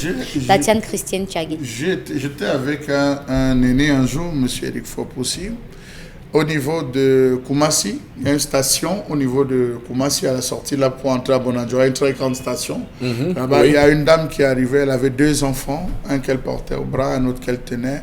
Elle s'est approchée de l'aîné, dit à l'aîné, vraiment, elle a des problèmes, son mari l'a jetée dehors, elle souffre, elle a besoin de faire un petit commerce, il faut qu'elle se batte pour faire, vraiment, si on peut l'aider. Il a mis la main dans la poche, il a enlevé 200 000, il lui a donné, il lui a dit, va acheter une glacière, tu me charges même l'eau à l'intérieur, va, tu achètes même les vivres, frère Sanaga, tu vas t'asseoir quelque part, tu vends la tomate. On s'est séparés là. 2 jours plus tard, je l'ai pointé à Dalip. Et elle m'a ressorti le même film. Je lui ai dit que Tchouknour, c'est mort. Même l'homme est trop dans tous ces films. Oui. Frère, tu ne peux pas nous faire ça. Je lui ai passé un savon. C'est pour vous dire qu'il ne faut pas que des gens aillent poser des actes qui vont se le percuter. Ça, ce n'était pas encouragé par les Bantous. Hein. Ce n'est pas encouragé par les Bantous. La mendicité, les gens qui vont poser des actions. 200 000 largement aider cette femme à faire. Il y a de nombreuses personnes. Vous vous rappelez de la période où vous voyez quelqu'un, il avait un bandeau comme ça aussi, il était bandeau. Il dit, oh mon nez crevé, aidez-moi, il est bandeau partout. Vous l'aidez. Vous le retrouvez à notre carrefour, cette fois-là, c'est les 2 pieds. Il a bandé les 2 pieds, il soulève que ça a grippé quelque part. Oh, hier, c'était l'œil, franchement. Donc, il faut dire que c'est des choses qu'on vit constamment. Donc, il ne faut pas que les gens aillent poser des actes, il faut assumer. Elle n'a pas besoin de faire adopter ses enfants. Je dis non, de vendre ses enfants, elle n'en a pas besoin. Elle peut élever décemment ses enfants. On a vu des gens qui n'avaient rien. Sans l'aide de personne, vous voulez dire. Elle a 2 bras. Elle a 2 bras, 2 pieds. On a des femmes dans les marchés qui vont s'asseoir pour taper le dollar. Qui vont taper le dollar. On a donné 1000 francs. Non, je trouve quand même, je trouve quand même un peu, permettez-moi de vous dire ça, que depuis vous tapiez sur cette femme. Elle a un homme aussi. Il faut s'interroger. C'est elle qui se plaint. Oui, c'est elle qui se plaint, mais sauf que il faut également lui dire qu'il faut également dire à cet homme que, mais monsieur, prenez vos responsabilités. S'il nous regarde. Non, elle a noirci même l'aide de la famille. La famille les aide comment? Elle n'en peut pas. Voilà, parce que Audrey a parlé tout à l'heure. Quand il faut plancher la sardine, c'est la famille. Non, justement, c'est quand on veut noircir l'aide de la famille, ce n'est pas ça. Elle ne vous a pas dit quel genre d'aide. Elle ne vous a pas dit. Est-ce que son mari connaît un emploi? Est-ce qu'on est en train de les aider? Voilà. Est-ce que son mari c'est un escroc que la famille donne l'argent pour se mettre, il mange? Est-ce qu'elle-même on lui a donné pour faire même une glacière et pour la manger? Parce que non, ce mari, je continue à le dire, doit prendre ses responsabilités. Ah oui. Je le dis pas seulement pour l'histoire de ce matin, pour d'autres hommes qui croient que justement ils vont faire des enfants et commencer à mendier. Oui. Ne souhaitez pas qu'un de vos frères ait une femme qui soit une vipère. Parce que vous pouvez avoir une femme qui vous rende la vie difficile. Qui fait des enfants avec vous. Oui. qui vous rendent la vie difficile. Et Elle voilà. veut même vous séparer de votre famille. Non, c'est Mais pas le mais sujet. attendez, vous ne savez pas. Parce qu'il y a c'est pas des- le sujet. Vous je amenez vous loin là. dis. Vous Mais nous justement, amenez loin. elle noircit la famille, elle n'a pas dit. Elle aurait pu dire à Audrey Parce qu'elle a que besoin la famille, Qu'elle nous aimerait a. que Est-ce ça que la se famille passe. qui s'occupe d'elle Bon, ne peut pas les aider à s'émanciper? Nous Monsieur, sommes elle d'accord, a nous sommes besoin d'accord avec vous. d'indépendance. Mais restons, la famille restons, peut les aider à s'émanciper. restons sur le Et, sujet. prendre Vous en savez charge. qu'il y a des Nous symptômes qui disons la même accompagnent chose, une hein. femme qui est en période ovulatoire, non, monsieur, il faut pousser en période de préovulation. Oui. Il y a des symptômes. Oui. La femme ne vous laisse pas respirer. Même au bureau, c'est des envies, c'est tout. Vous savez qu'il y a C'est des... pas de ça qu'on parle, Non, hein. je le dis parce qu'on dit, on peut limiter. Non, c'est pas de ça qu'on Non, parle. mais vous accusez l'homme d'irresponsable. Il y a- Bon, il y a- la J'accuse femme il y a- pas qui il y a- l'homme il y a- responsable parce qu'il a fait des Monsieur. enfants. Je dis que Non, lui, non. Prends pas la j'ai dit comme je. responsabilité de Un enfant dis- n'est pas un fardeau. Bon, Chez nous. Bon, L'enfant c'est n'est pas un c'est fardeau. pas le sujet. Comprenez attendez. de quoi on parle. Chalabel a dit qu'il a vu une femme qui était à la station là-bas à Koumassi, qui est venue prendre 200 000 francs pour s'en sortir. Oui, oui. Oui, j'ai dit même que l'homme aussi pouvait prendre les 200 000 francs pour s'en sortir. Elle lui a monté. Et il mange. Elle lui a monté. Et je Je vous dis donc dis que- elle ne nous a pas je donné dis donc toute que- l'histoire. je dis donc que- Peut-être même que son mari est voyou. Vous faites Et une à fixation. elle, on lui a dit donner l'argent pour se construire la bouffée. Vous faites une fixation sur Mais cette histoire. elle aussi, elle peut avoir Bon, bouffé l'argent je- qu'on lui a je donné trouve- pour se constituer. Bon, comprenez. Pour faire même Faut un pas petit peu de diluer, gens et tout. faut pas diluer le message pas que je, normal. faut Mais pas, si. faut pas diluer le message que je souhaite passer. Je dis ceci, je trouve quand même anormal qu'un homme ne fasse rien. Moi, je trouve Il a six anormal. enfants tous. et il continue Voilà, à être c'est ça le seul nourri. débat. Nous Si tous, on nous va disons- ailleurs, c'est autre chose. Non, nous tous. Voilà. Quelle est l'implication de la famille? La famille les aide comment? Envoie Marqué- les enfants à l'école, les nourrit, ça paye le loyer. La famille fait tout parce qu'ils ne travaillent pas. Quand quelqu'un Voilà, paye déjà quand votre loyer, vous il ne ne pouvez pas travaille faire pas- d'autre, rien d'autre. Voilà, ça veut dire que la famille cherche le moyen. Donc si quelqu'un Est-ce paye peut-être votre loyer, vous on veut nourrit, trouver envoie les enfants l'emploi à à l'école, cet vous C'est ne homme. rien que la faire. famille là les enfonce. C'est un Non. couple de C'est paresseux. une mauvaise Non, famille. C'est un D'abord- couple de paresseux. C'est pas de paresseux. La femme là est une vipère. C'est un couple de paresseux, mon Elle Elle a le malheur Elle de veut faire vendre. ça. D'accord, merci. On s'arrête. Elle veut vendre l'enfant qu'elle n'a Elle veut pas faire mis. Non, adopter. on s'arrête là. Là, tu vas entendre, bon, On s'arrête là. à l'hôpital, que l'enfant est mort. On est venu, on change l'enfant. On s'arrête là, on s'arrête là. Merci à vous, on s'arrête là. On va tout de suite prendre la revue des réseaux sociaux.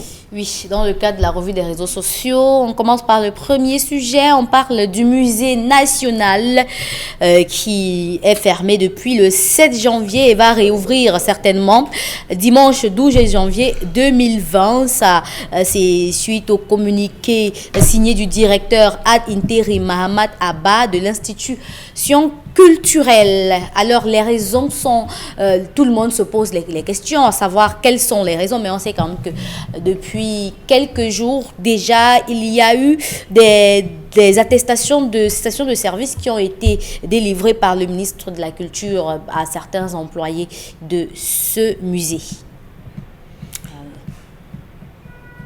Bombok, comment se porte le musée national du Cameroun? Je ne sais pas s'il y a un musée au Cameroun. J'ai vu ça sur le papier. J'y suis allé 2 fois et je n'ai pas vu de musée. Tout. Donc, je n'ai pas vu de musée. Je n'ai pas. Ce qui est là n'a rien à voir avec le musée. Bon, musée à la camerounaise, oui. Moi, je n'ai pas vu de musée. Musée, puisque c'est un ancien palais présidentiel qui était un ancien palais colonial, doit avoir Des gouverneurs français voilà, au le Cameroun. gouverneur, c'est ça, quand j'ai parlé de palais colonial, Oui. doit avoir, j'allais dire, une histoire. C'est ça là l'image, hein, pour ceux qui... Doit avoir une histoire qui est suivie. Donc, on vous montre même la chaise. Est-ce que le premier décret qu'Aïdjo a signé est marqué quelque part? J'ai cherché, je n'ai pas vu. Je n'ai pas vu. La photo du premier gouvernement de Mbida devait être là. Gouvernement Non, successif. mais il y a au moins la photo de la première femme députée du Cameroun, Janine Kecha, qui est également là-bas. Très bien. Oui. Et où sont les photos des différents gouvernements du renouveau? Mais, Je ne parle que de ça. Je veux dire que non, mais bon, c'est pas Et il y en a pas. le débat, bon, c'est pas là. Le débat, c'est que... C'est là. Est-ce que... Moi, je vous dis que nous n'avons pas de musée. Non. Est-ce Bon, que je l'appelle musée parce que l'institution, Oui. c'est une institution qui a un directeur, qui a des fonctionnaires qui travaillent, pas forcément des fonctionnaires, mais des gens qui travaillent pour ce musée national, sont aujourd'hui en train de se plaindre que l'État met beaucoup d'argent dans cette affaire, mais que cette affaire ne s'auto-finance pas en réalité. Parce que ce n'est pas un musée. Et je ne sais pas si l'État y met beaucoup d'argent. Apparemment, l'État c'est un service qui dépend du ministère en charge de la culture et des arts, arts de la culture. Le budget du ministère des arts et de la culture est combien? J'entends bien, on met beaucoup d'argent. Quel argent on met dedans? Il n'y a pas, on ne met pas d'argent dedans. Donc le budget du musée seul aurait pu être au moins de 6 milliards de francs par an. Souvenons-nous qu'en 2015, lorsque le musée avait été rouvert en janvier 2015 et que Amatoutoumuna Minak de l'époque avait dit que pendant les années de rénovation du musée, on y avait investi près de 2 à 3 milliards de francs CFA d'objets d'art et autres qui étaient dans ce musée national. Ça veut dire qu'on est en train de faire un embryon de musée. Oui. Pour que le musée la remporte, donnez-lui au moins 5 milliards par an. Et mettez-y les gens qui s'y connaissent. Apparemment, j'ai entendu vous avez dans vos facultés des arts, de quelque chose ici. Bon. En Konsamba, l'Institut des Beaux-Arts, à Fouman aussi. Je ne parle que de ce qui constitue politique. Charles Hamel va être très heureux. De ce qui constitue politique et ce qui constitue Yaoundé. Voilà. Elles devaient avoir les images, des premières images des Portugais. Des premières images, donc l'évolution de ces restes au niveau des images. Maintenant, je viens au niveau de la c'est pour ça, il y a tout ça là-bas. Hein. Ah bon? Moi, j'y suis allé, il y a tous, même les traités germans, il y a ça là-bas. Oui, c'est venu hier. Oui. Parce que moi, quand on venait, à l'époque où Eteba y est né, lui et moi, on a visité ça. J'ai décidé de ne plus jamais mettre les pieds. C'est toute l'art musical, il y a c'est vraiment la mosaïque des arts culturels camerounaises. Non. Maintenant, est-ce qu'il y a une politique qui est mise en place? Parce que quand vous y entrez, quand il y a des choses, est-ce qu'il y a une politique qui est mise en place pour que ce musée rapporte de l'argent au Cameroun? Il n'y en a pas. Puisqu'en fait, ça devait être une curiosité. Celle la Mel aime parler ici des cartes postales. Est-ce qu'il y a des cartes postales du musée qu'on devrait vendre à l'aéroport partout?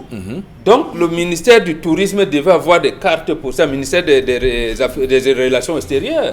On dit musée national. Et organiser régulièrement un certain nombre de choses là-bas. On nous ramène la voix. Vous avez parlé de Daniel Kemayou qui parlait de Oumniabe aux Nations Unies en 52, 53, 54. On vous dit aujourd'hui, voilà, et tout, même de Ernest Wandje qu'on a assassiné.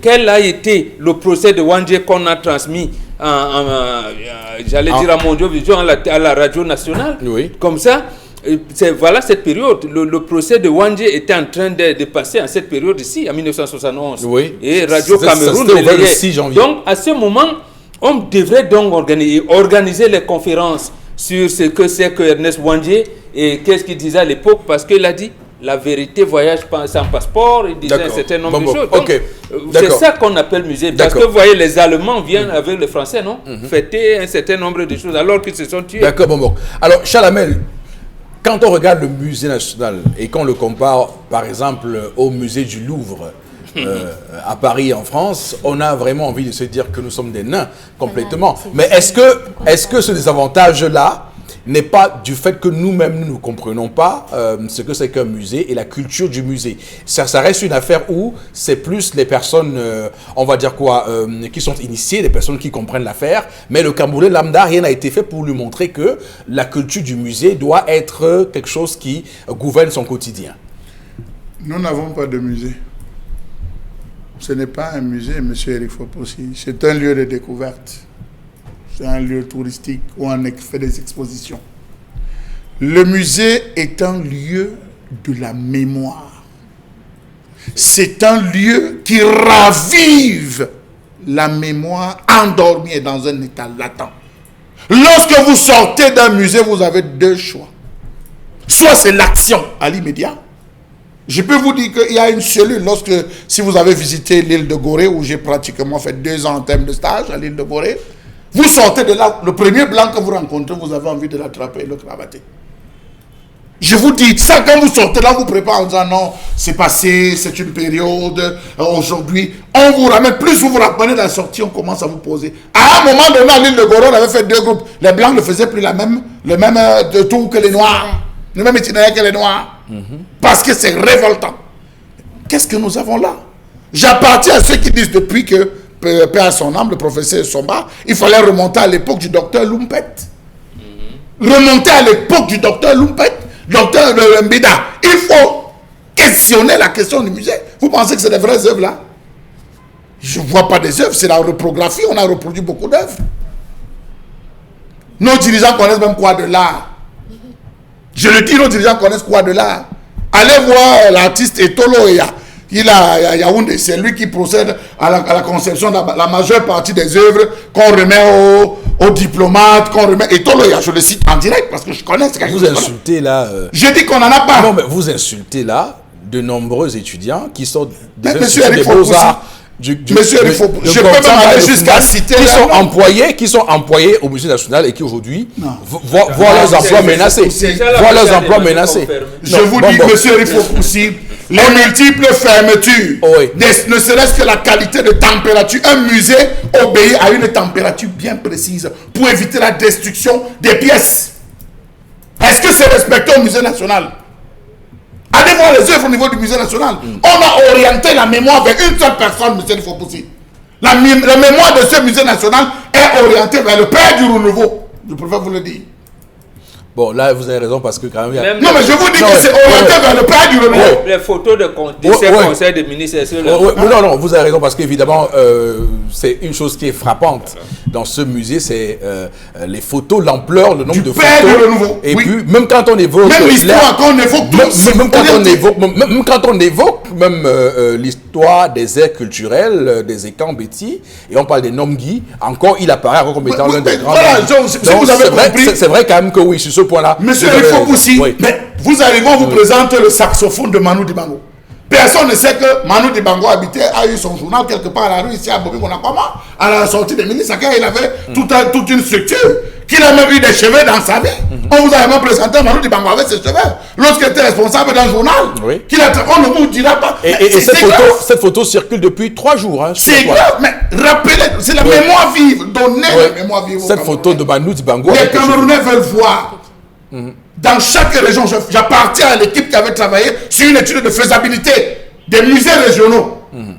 Et j'avais mis à l'intérieur que la maison de Oumniobé devait être un musée de M. Nifopoussi. La maison de Oumniobé, dont là, vous avez les gens qui viennent boire en piste même sur les murs de la maison de Oumniobé. Arrêtons un peu ça. Le musée national doit fermer. On n'a pas de musée. Allez à l'hôtel de ville, nous avons un musée à Douala. Nous avons un musée régional à Douala. Je peux indexer ici la même Valère Épée, qui aujourd'hui travaille la conservation de la mémoire vive de l'histoire Sawa. Nous avons un musée, nous n'avons rien. Les musées privés, je ne peux pas le citer ici, ça sera la publicité, mais les musées privés sont plus nantis, sont plus fournis que les musées que nous avons là-bas. Tout à fait. D'ailleurs, quand je parle de quand je parle du musée du Louvre, je rappelle que Abu Dhabi a également construit. Pour juste expliquer. Le musée de Fumba. Parce que Abu Dhabi actuellement a refait le musée du Louvre à Abu Dhabi. C'est-à-dire que les gars ont fait quelque chose d'extraordinaire. Abu Dhabi, les Émirats Arabes Unis, eux, qu'on croit qu'ils sont très réfractaires à l'ouverture, mais eux, ils ont au moins pensé qu'ils pouvaient faire une reproduction du musée du Louvre à Abu Dhabi. Et quand vous regardez la construction de ce musée-là à Abu Dhabi, il est 1000 fois plus beau que celui du musée de Paris, qui est lui déjà étant très beau parce que c'est une pyramide en verre et tout ça. Donc quand même, c'est extraordinaire. Que les gens arrêtent de croire que la seule histoire artistique de ce pays, c'est les Bamileke. Les Bamileke n'ont rien. Ce n'est qu'une partie, on découvre que les Bamileke n'ont rien. Si vous maîtrisez l'art du peuple Sawa, les plus beaux tabourets, c'était Sawa. Ils avaient une façon de concevoir. Vous parlez, les premiers peignes faits en fer, le blanc s'est exprimé, les premiers peignes faits en fer et en bois, c'était en dôme. C'est connu. Lorsqu'on a lancé le premier inventaire du patrimoine national en 2001, monsieur Nifopoussi, et je m'en vante parce que j'avais participé à cet inventaire du patrimoine, les gens inventeraient les arbres. On arrive là, on dit que l'arbre c'est à 1300 ans, et les gars comme ça, ils cochent que l'arbre. Mais voilà, c'est pas ça. Il faut qu'on ait des spécialistes, et les spécialistes, il y en a. Nous avons des spécialistes dans ce pays. Alors, cher ami, je vous entends parce qu'il y a beaucoup d'employés qui se plaignent de ce qu'on leur a signifié des sessions de travail, et ils craignent qu'ils vont être mis à la porte, et que dès que le musée va ouvrir, ils vont être mis. On fera plutôt de nouveaux recrutements. Monsieur Eric Fopoussi, Vous dites que l'État toujours d'argent, non? dans le même travail qu'on avait fait, et je le dis à Mondo Vision, il était prévu que dans tous les programmes scolaires, on introduise la page musée, la connaissance du Cameroun, la connaissance de Yaoundé, ma ville Yaoundé, la connaissance de ma ville Yaoundé, la connaissance de ma ville Douala. Monsieur Eric Fopoussi, les gens ne connaissent pas où est la tombe de Douala Mangabel. Les gens ne connaissent pas là où on a enterré Ngosoding. Les gens ne connaissent pas là où on a pendu, pardon. Là on a même pendu là à Bonandio. Est-ce que ça la Tangana? Non, moi, restons sur le sujet. Je non, vous mais dirais c'est non, Chalamel, sur cette question de ces enfants, parce que j'appelle enfants, j'en viens, monsieur ils sont allés à l'école, ils sont sortis avec les spécialités, ils ont été recrutés. Actuellement, leur emploi est en train de souffrir parce qu'ils craignent qu'à la réouverture, on prenne d'autres personnes. J'en viens, non, monsieur Eric Fopoussi, j'en viens parce que je dis que ce programme devait permettre en sorte que les différents établissements scolaires, avec ces tours, ces visites, puissent visiter le musée national au moins une fois par mois dans ce qu'on appelait les exercices d'aptitude. On arrive au musée, présentez-moi le saxophone, je dis quelque chose de bête, de Manu Dibango. On vous amène, voici le saxophone. Ah, qu'est-ce que c'est que le saxophone? Présentez-moi, je ne sais pas moi, la miniature, comment vous avez appelé ça, la tour des indépendances là, c'est ce qu'il y a à Yaoundé là, le monument. Présentez-nous le monument de la réunification. Oui, la réunification, on vous le présente, l'enfant d'étoile. Le musée n'est pas visité. Le musée n'est pas visité. On a un musée qui fait à peine 50 000 jours. Je dis à peine 50 000 francs CFA jour. Il y a des jours où il fait 10 000, des jours où il fait 20 000. Qui visite le musée? Le musée en lui-même est une mauvaise histoire. Il a d'abord été une histoire coloniale. Il a une histoire ensuite présidentielle. On a accusé tellement de choses. Il y a des gens qui se plaignent là-bas, qui suivaient des gens qui parlaient dans les couloirs la nuit. Est-ce que vous savez ça, monsieur Fopoussi? On a rapidement transposé sans avoir pris. Non, en lui-même, c'est un musée. C'est quoi que c'est hanté? Ça l'avait arrêté. Non, voilà. On vous dise des choses. Ouais, non, parce que. Non, mais pour ceux qui. Bon, bref, dites-nous, mais sauf que je veux quand même rester sur cette souffrance de ces employés du musée national. Dominique Audrey. Il y a beaucoup de gens qui se plaignent qu'on va, comme au Cameroun, à la réouverture, recruter d'autres personnes qui vont bénéficier, comme toujours dans ce pays, des choses. Donc, il y a à craindre que ceux qui sont actuellement mis au chômage technique ne reviennent plus et qu'on prenne d'autres personnes qui vont continuer à toucher des salaires mirobolants. Oui. C'est une possibilité que ça arrive, monsieur Fopoussi. Mais maintenant, la question qu'ils devraient se poser, c'est que vont-ils faire? Est-ce qu'ils vont procéder aussi par des grèves? Est-ce qu'ils vont camper là-bas pour qu'on les réintègre? Ça, j'en sais rien. Mais maintenant, si on les met de côté, c'est peut-être parce qu'ils se sont rendus compte qu'avec ceux-là, ils n'arrivaient pas à faire de chiffres. Que peut-être la nouvelle équipe, avec les nouvelles dispositions qu'ils prendront certainement là-bas, ils ont besoin d'un nouveau personnel un peu plus actif, un peu plus dynamique pour pouvoir faire des ventes. Je dis n'importe quoi, moi j'en sais rien. Monsieur Eric Fopoussi, excusez-moi de revenir, c'est un sujet. Vous avez le ministère du Tourisme. Au niveau du ministère du Tourisme, vous avez trop de professeurs d'enseignement généraux qui sont comblés. Vous avez le ministère des Arts et de la Culture. Vous avez trop de fonctions, de professeurs de français, de professeurs de mathématiques qui ont rempli. Chaque année, l'Institut de formation artistique de Mbalmayo produit des étudiants, des QV. Vous avez l'Institut de Konsamba, vous avez l'Institut de Beaux-Arts de Fouman, vous avez d'autres qui viennent même d'ailleurs du Sénégal, qui sont à l'étudier au Sénégal, qui reviennent, vous avez les anthropologues, vous avez les archéologues, tous sont en train de converger. Où est-ce qu'on classe ces différentes personnes qui finissent dans les universités? Ils sont là à chômer. Vous avez les centres, les universités de tourisme qui forment dans le tourisme responsable, écotourisme et tout. Voilà. Lorsqu'ils sortent, tous ces gens convergent vers un point. Les ministères sont pris par des individus qui ne maîtrisent rien sur la question. Maintenant, vous revenez sur ce que je vous disais tout à l'heure. Parce que c'est quand même 50 personnes dont l'emploi est 50. Et ils travaillent depuis 2015 là-bas. Depuis 5 ans, ils y sont. Et du jour au lendemain, on leur dit chômage technique. C'est quand même assez grave ce qui se passe. C'est très grave. Oui. L'actuel ministre des Arts et de la Culture s'appelle Bidompat. C'est quand même un homme de théâtre. C'est un homme qui sait produire. Spectacle. En lui seul, il peut rendre cette maison rentable. C'est-à-dire, il peut commencer à revenir même dans les mini-pampans. Les enfants vont commencer, on va dire, séance tous les vendredis ou tous les samedis, comment le bobo il mange tout. Au musée national. Oui, pourquoi pas? Au musée national. On peut Oui, on arrive là. c'est la reproduction de ce Un qui... musée doit jouer son rôle de musée. Voilà. Le musée doit jouer son rôle de musée. Des amusettes, on fait ça ailleurs. Attendez, on va visiter quoi dedans? L'excursion obligatoire dans Qu'on commence par recollecter tous ceux qui ont eu à piller le musée national. Je dis tous ceux qui ont pillé les vraies œuvres, je le dis. On a semblé faire recensement ici des œuvres matérielles et immatérielles. Voilà. Le patrimoine matériel et immatériel, c'est où? On Moi, doit je les vous prendre. dis que la dernière fois où j'ai mis pied, je pensais trouver un certain nombre de choses. Je n'ai Monsieur, pas il faut trouvé, pousser. je n'ai rien trouvé du tout. Vous voulez que le Donc, musée on veut vive. donc rendre ça Nous avons des œuvres. rentable comme Au musée du Vatican, je le dis, au musée du Vatican, le Cameroun, les peuples camerounais ont des œuvres qui ont été pillées pendant la période coloniale. Qu'on récupère toutes ces œuvres.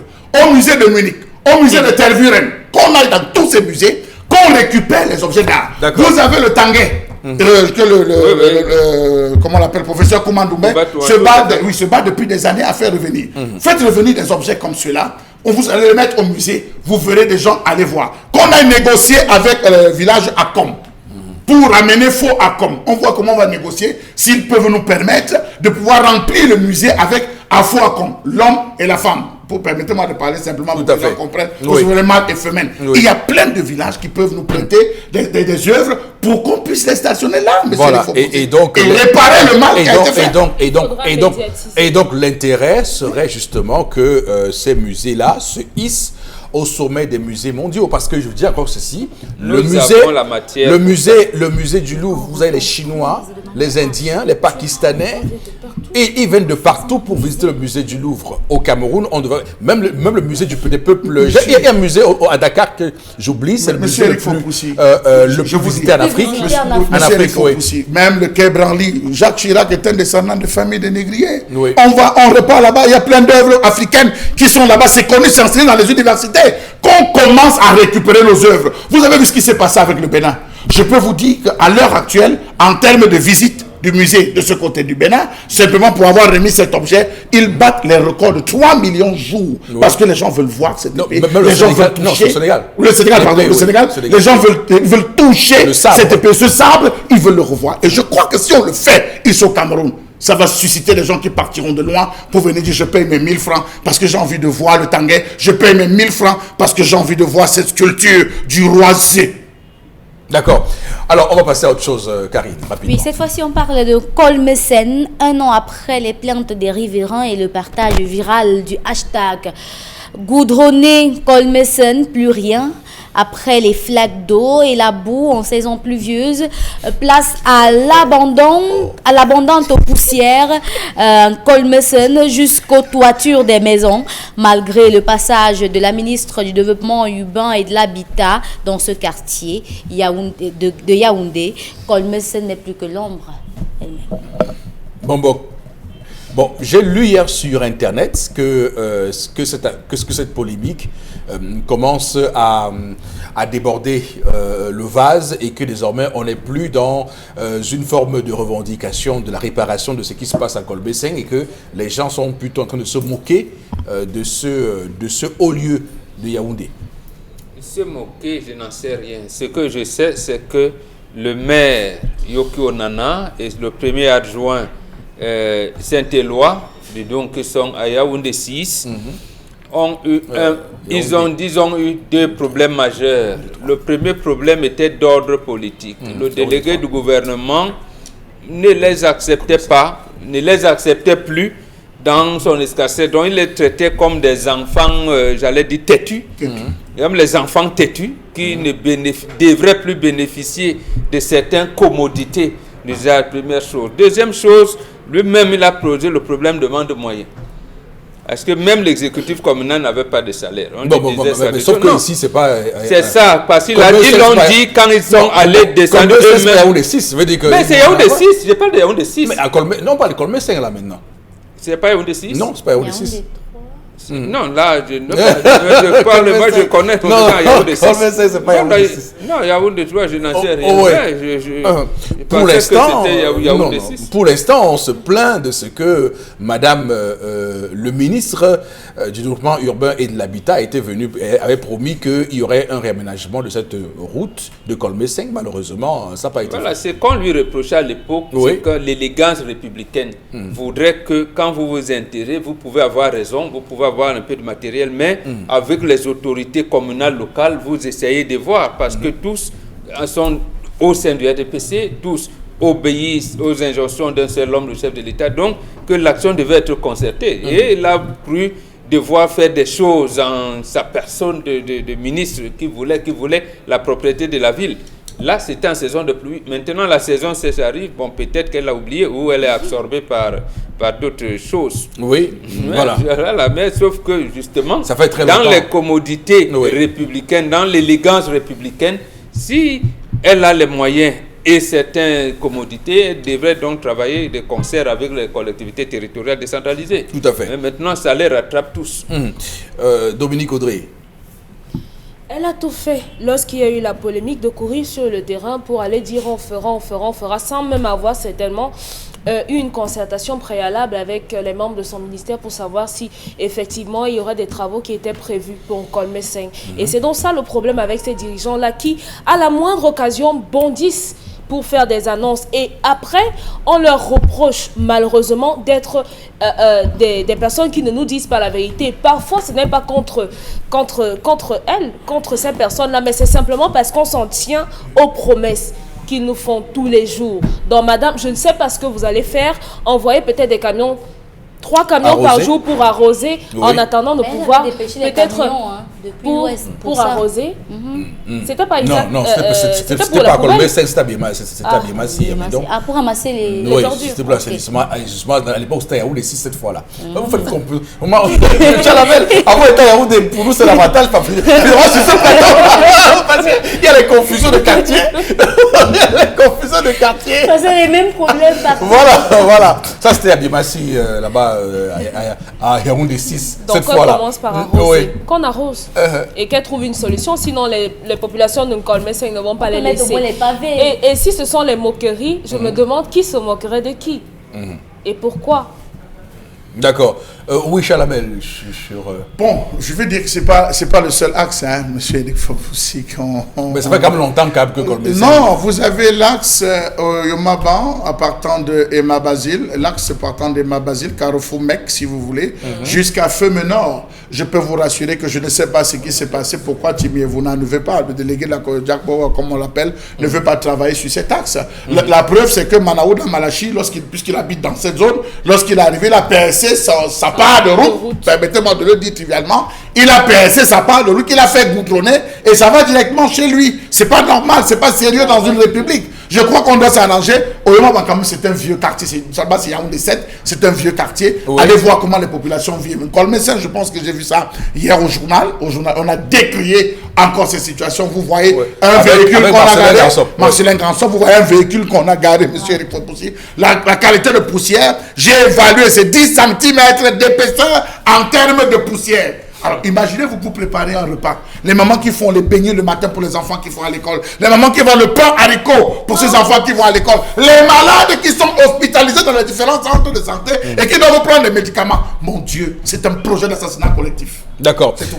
Voilà, on va s'arrêter là. Merci Karine pour cette revue des réseaux sociaux. On va basculer au plateau B où Consilamine est avec nous encore ce matin. Consilamine, avec qui on parle de correcteur de posture, comme il le fait d'ailleurs depuis quelque temps avec ce correcteur de posture. Consilamine, bonjour. Alors bonjour Eric, bonjour à tous les clients du concept Salaka. Le sourire, bien entendu, sur les lèvres de Consilamine. Pourquoi ce matin? Ce sourire, c'est bien sûr pour dire merci, mais alors 1000 fois merci à tous les clients du concept Salaka, à ces clients qui ont répondu massivement présents hier du côté du magasin Milan Tapi. Après la communication que nous avions menée hier sur cette émission, je leur dis merci beaucoup. Et ce jeudi matin, je remets encore ça et je leur permets d'avoir des correcteurs correcteur de posture. Oh là là là là là là. Regardez comment c'est bon, regardez comment c'est nyanga, regardez comment c'est beau de les avoir, ces correcteurs de posture que j'ai encore l'honneur de vous présenter ce matin. C'est une jaquette médicale, c'est un correcteur de posture qui viendra corriger tout ce qui a comme problème de douleur au niveau du dos. C'est un correcteur de posture qui viendra corriger les douleurs au niveau des épaules. Le correcteur de posture permettra également de corriger les douleurs au niveau du cou. Oh là là là là là là là là là là, oh là là, que c'est bon de l'avoir. Un correcteur de posture d'origine américaine, un correcteur de posture de qualité, un correcteur de posture neuf dans son emballage. Vous l'avez bel et bien au magasin 1001 tapis en face du Palais d'Ika. Alors parlons donc des avantages de ce correcteur de posture pour ceux qui me regardent en ce moment. Le correcteur de posture permet d'éliminer les douleurs au niveau du dos. Oui, il permet d'éliminer les douleurs au niveau du dos. Le correcteur de posture permet également d'éliminer les douleurs au niveau du cou.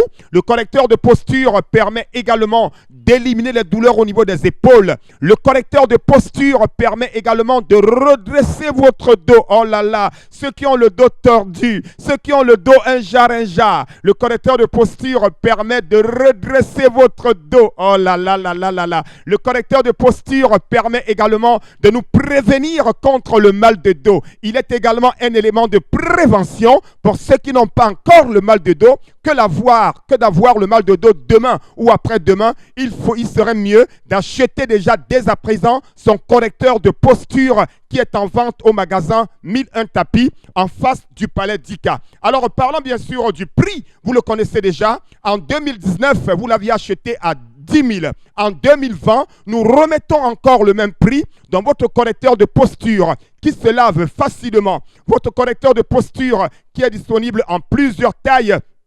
Vous l'avez à 10 000 francs au magasin 1001 tapis en face le Palais d'Ika. Je dis bien 10 000 francs pour un correcteur de posture neuf avec garantie dans son emballage. Parlons bien sûr des modalités de livraison pour ceux qui ont besoin de commander un article au magasin 1001 tapis, que ce soit le correcteur de posture, que ce soit un autre article vendu au magasin 1001 tapis. Il vous suffira tout simplement d'appeler le concept Salaka au numéro de téléphone qui s'affiche à l'instant à l'écran, quelle que soit la ville, quel que soit le pays, quel que soit le quartier, le concept Salaka se chargera de livrer votre commande à domicile grâce à nos partenaires de livraison. Alors n'hésitez surtout pas, acheter un article c'est bien, mais l'acheter au concept Salaka ou alors auprès des partenaires du concept Salaka, c'est encore mieux parce que tous les partenaires du concept Salaka ne font que dans la qualité et rien que la qualité. Voilà pourquoi Constellamine a donc décidé une fois de plus pour cette année 2020 de continuer avec les mêmes partenaires, et parmi ces partenaires-là, il y a le partenaire américain qui nous permet d'avoir des correcteurs de posture. Oh là là là là là là. You get problem for dos. You get problem for douleur, for épaule. You get problem for cou, for ya. Use this thing. They call them say correcteur de posture. For that stuff for Bamenda, for Bepanda, for Kumba, for Manfe, for Nyasoso, for Bomobambenge. Any man must get a correcteur de posture. Not talk again say Mado, they make me. No, you don't finish. Donc any man must get correcteur de posture. Just call just no, magasin 1001 tapis and buy a correcteur de posture only for 10,000 francs. Thank you plenty. Merci beaucoup. On va tout de suite, madame, monsieur, prendre l'interpellation et ensuite un petit commentaire sur ce plateau.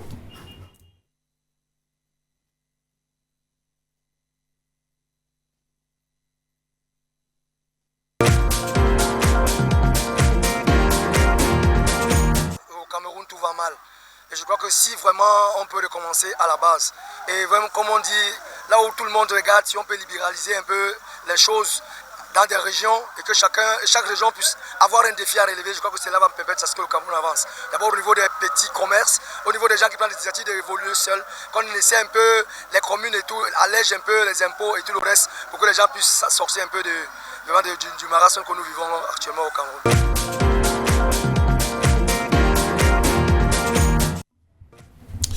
Alors bon, Robert, un commentaire sur ce qu'a dit le compatriote. Le compatriote, vous savez, nous sommes dans un pays où nous sommes dans l'impasse. Le compatriote est en train de voir dans quelle mesure on pourrait alléger des impôts pour permettre aux citoyens de se déployer. C'est ça, en fait, je dirais, le serpent de mer de renouveau depuis un moment donné. Oui. On parlait des chiffres de croissance, on parlait des bébés qui montent, on parle, mais on ne voit rien qui se dessine à l'horizon. Donc, comme je le dis toujours, le répète, on est dans un pays où tout est à construire, mais on dit aux jeunes qu'il n'y a rien à voir, il n'y a rien à faire. Bon, les jeunes espoirs, qu'est-ce qu'on doit faire?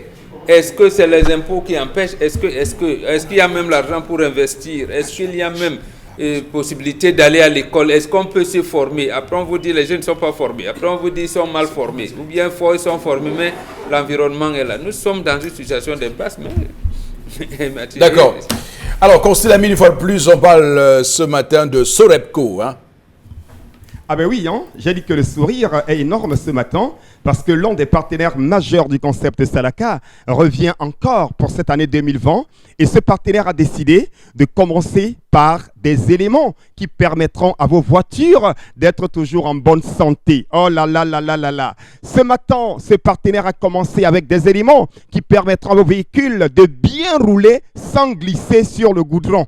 Parce que quand le pneu est de mauvaise qualité, bienvenue aux accidents, bienvenue aux hécatombes. Donc pour éviter les accidents désormais, rendez-vous dans les agences Sorepco du Cameroun et achetez bien sûr des pneus de qualité supérieure à des prix vraiment dérisoires. Alors ces pneus vous seront présentés tout à l'heure, la marque et bien entendu les prix. Mais déjà j'attire l'attention de tous les téléspectateurs. Vous êtes titulaire d'une voiture, quelle que soit la marque, quelle que soit la grandeur, quelle que soit la catégorie, rendez-vous dans les agences Sorepco et achetez cette batterie. Oui, cette batterie, oh là là, oh là là, la batterie la pèse, c'est la qualité. Ça, c'est du bon.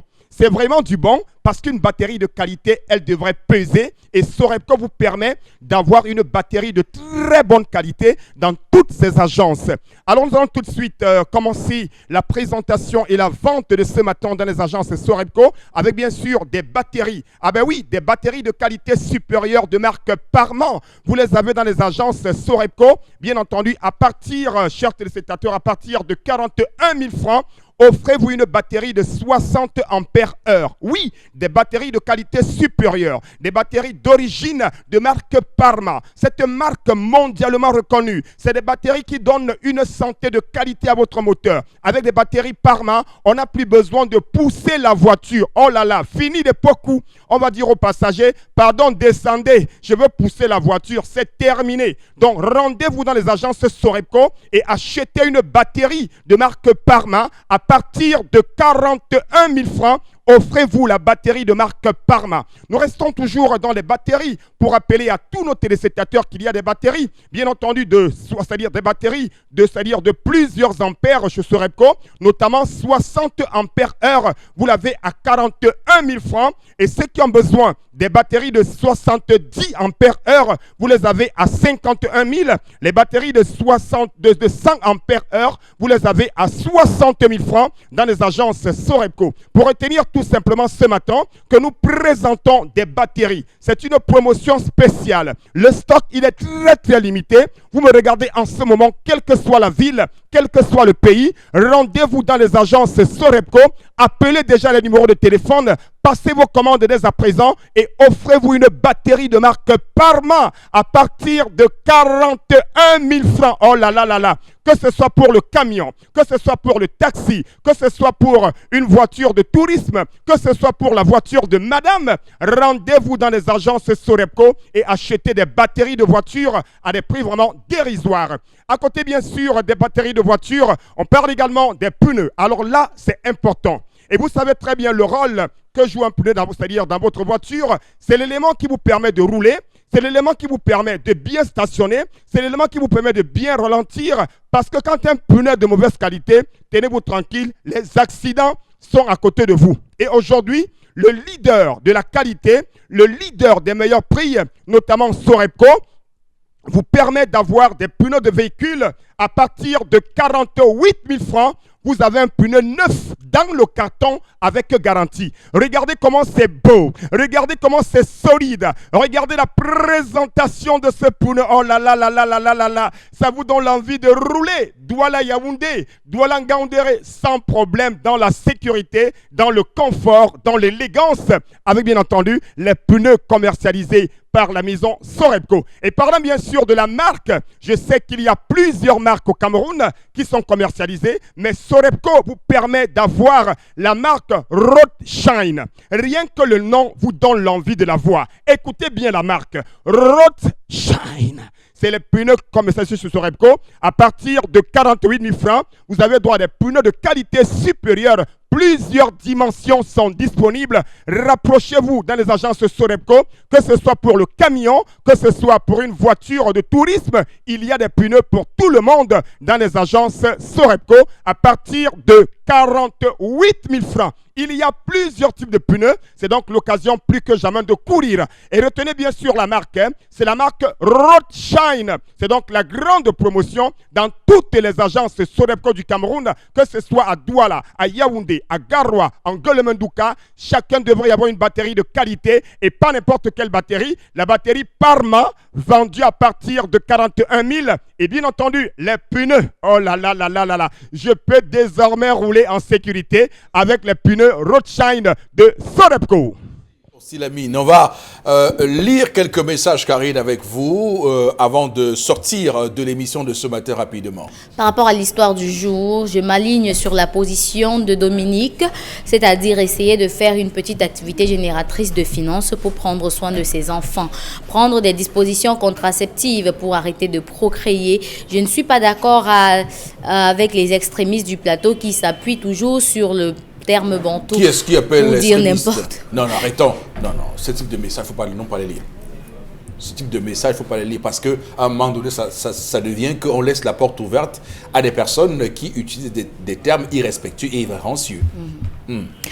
Alors, mon enfant, c'est l'enfant de mon frère, de ma sœur, qui peut s'en occuper. Mais si ce n'est pas le cas, l'adoption n'est pas une mauvaise chose, car il y a des couples aisés dans la famille qui soupirent avoir un enfant, mais ne le peuvent pas et sont prêts à prendre en charge un enfant. Et si personne ne peut le faire, l'adoption est par une famille externe n'est pas mauvaise. Ça, c'est Donald Pokam qui a écrit ce message. Ok, on va dans un court instant s'arrêter là. J'aimerais quand même partager avec vous un petit bonus avec Carlos Ghosn. Vous le connaissez? Carlos Ghosn, le magnat de l'automobile. Oui, tout à fait. Donc, qui s'est évadé, on va dire qui s'est évadé du Japon. On dit qu'il s'est évadé il a été évadé par les pros. Il se serait évadé par les pros de l'évasion dans la malle d'un jet privé. Voilà. Vous voyez que les gens sont prêts à tout pour être libres. Et donc, hier, il a donné une conférence de presse où voilà, on voit très bien que si ce monsieur avait été africain, on l'aurait insulté, on l'aurait interpellé, on aurait réagi. Mais comme comme il est ce qu'il est, voilà. Donc, au contraire, on salue son évasion. Il est devenu un héros, le héros de l'évasion. Donc, quelqu'un s'évade de prison. Comme dans les films. Bon, pas qu'il de prison parce qu'il était en résidence surveillée, mais c'est comme s'évader de prison. Un gars s'évade de prison et il est un héros. Ça, il faut le faire. Vous avez commencé votre mission par ça. Les lâches de Zoé venaient faire ce qu'elle faisait au Tchad. Ils sont rentrés comme des héros en France. On a bouclé la boucle. Comme on appelle en journalisme. On a bouclé la boucle. Merci à tout le monde sur ce plateau. Merci à nos équipes techniques. On se retrouve, madame, monsieur, demain lorsqu'il sera 10h. Que Dieu bénisse le Cameroun.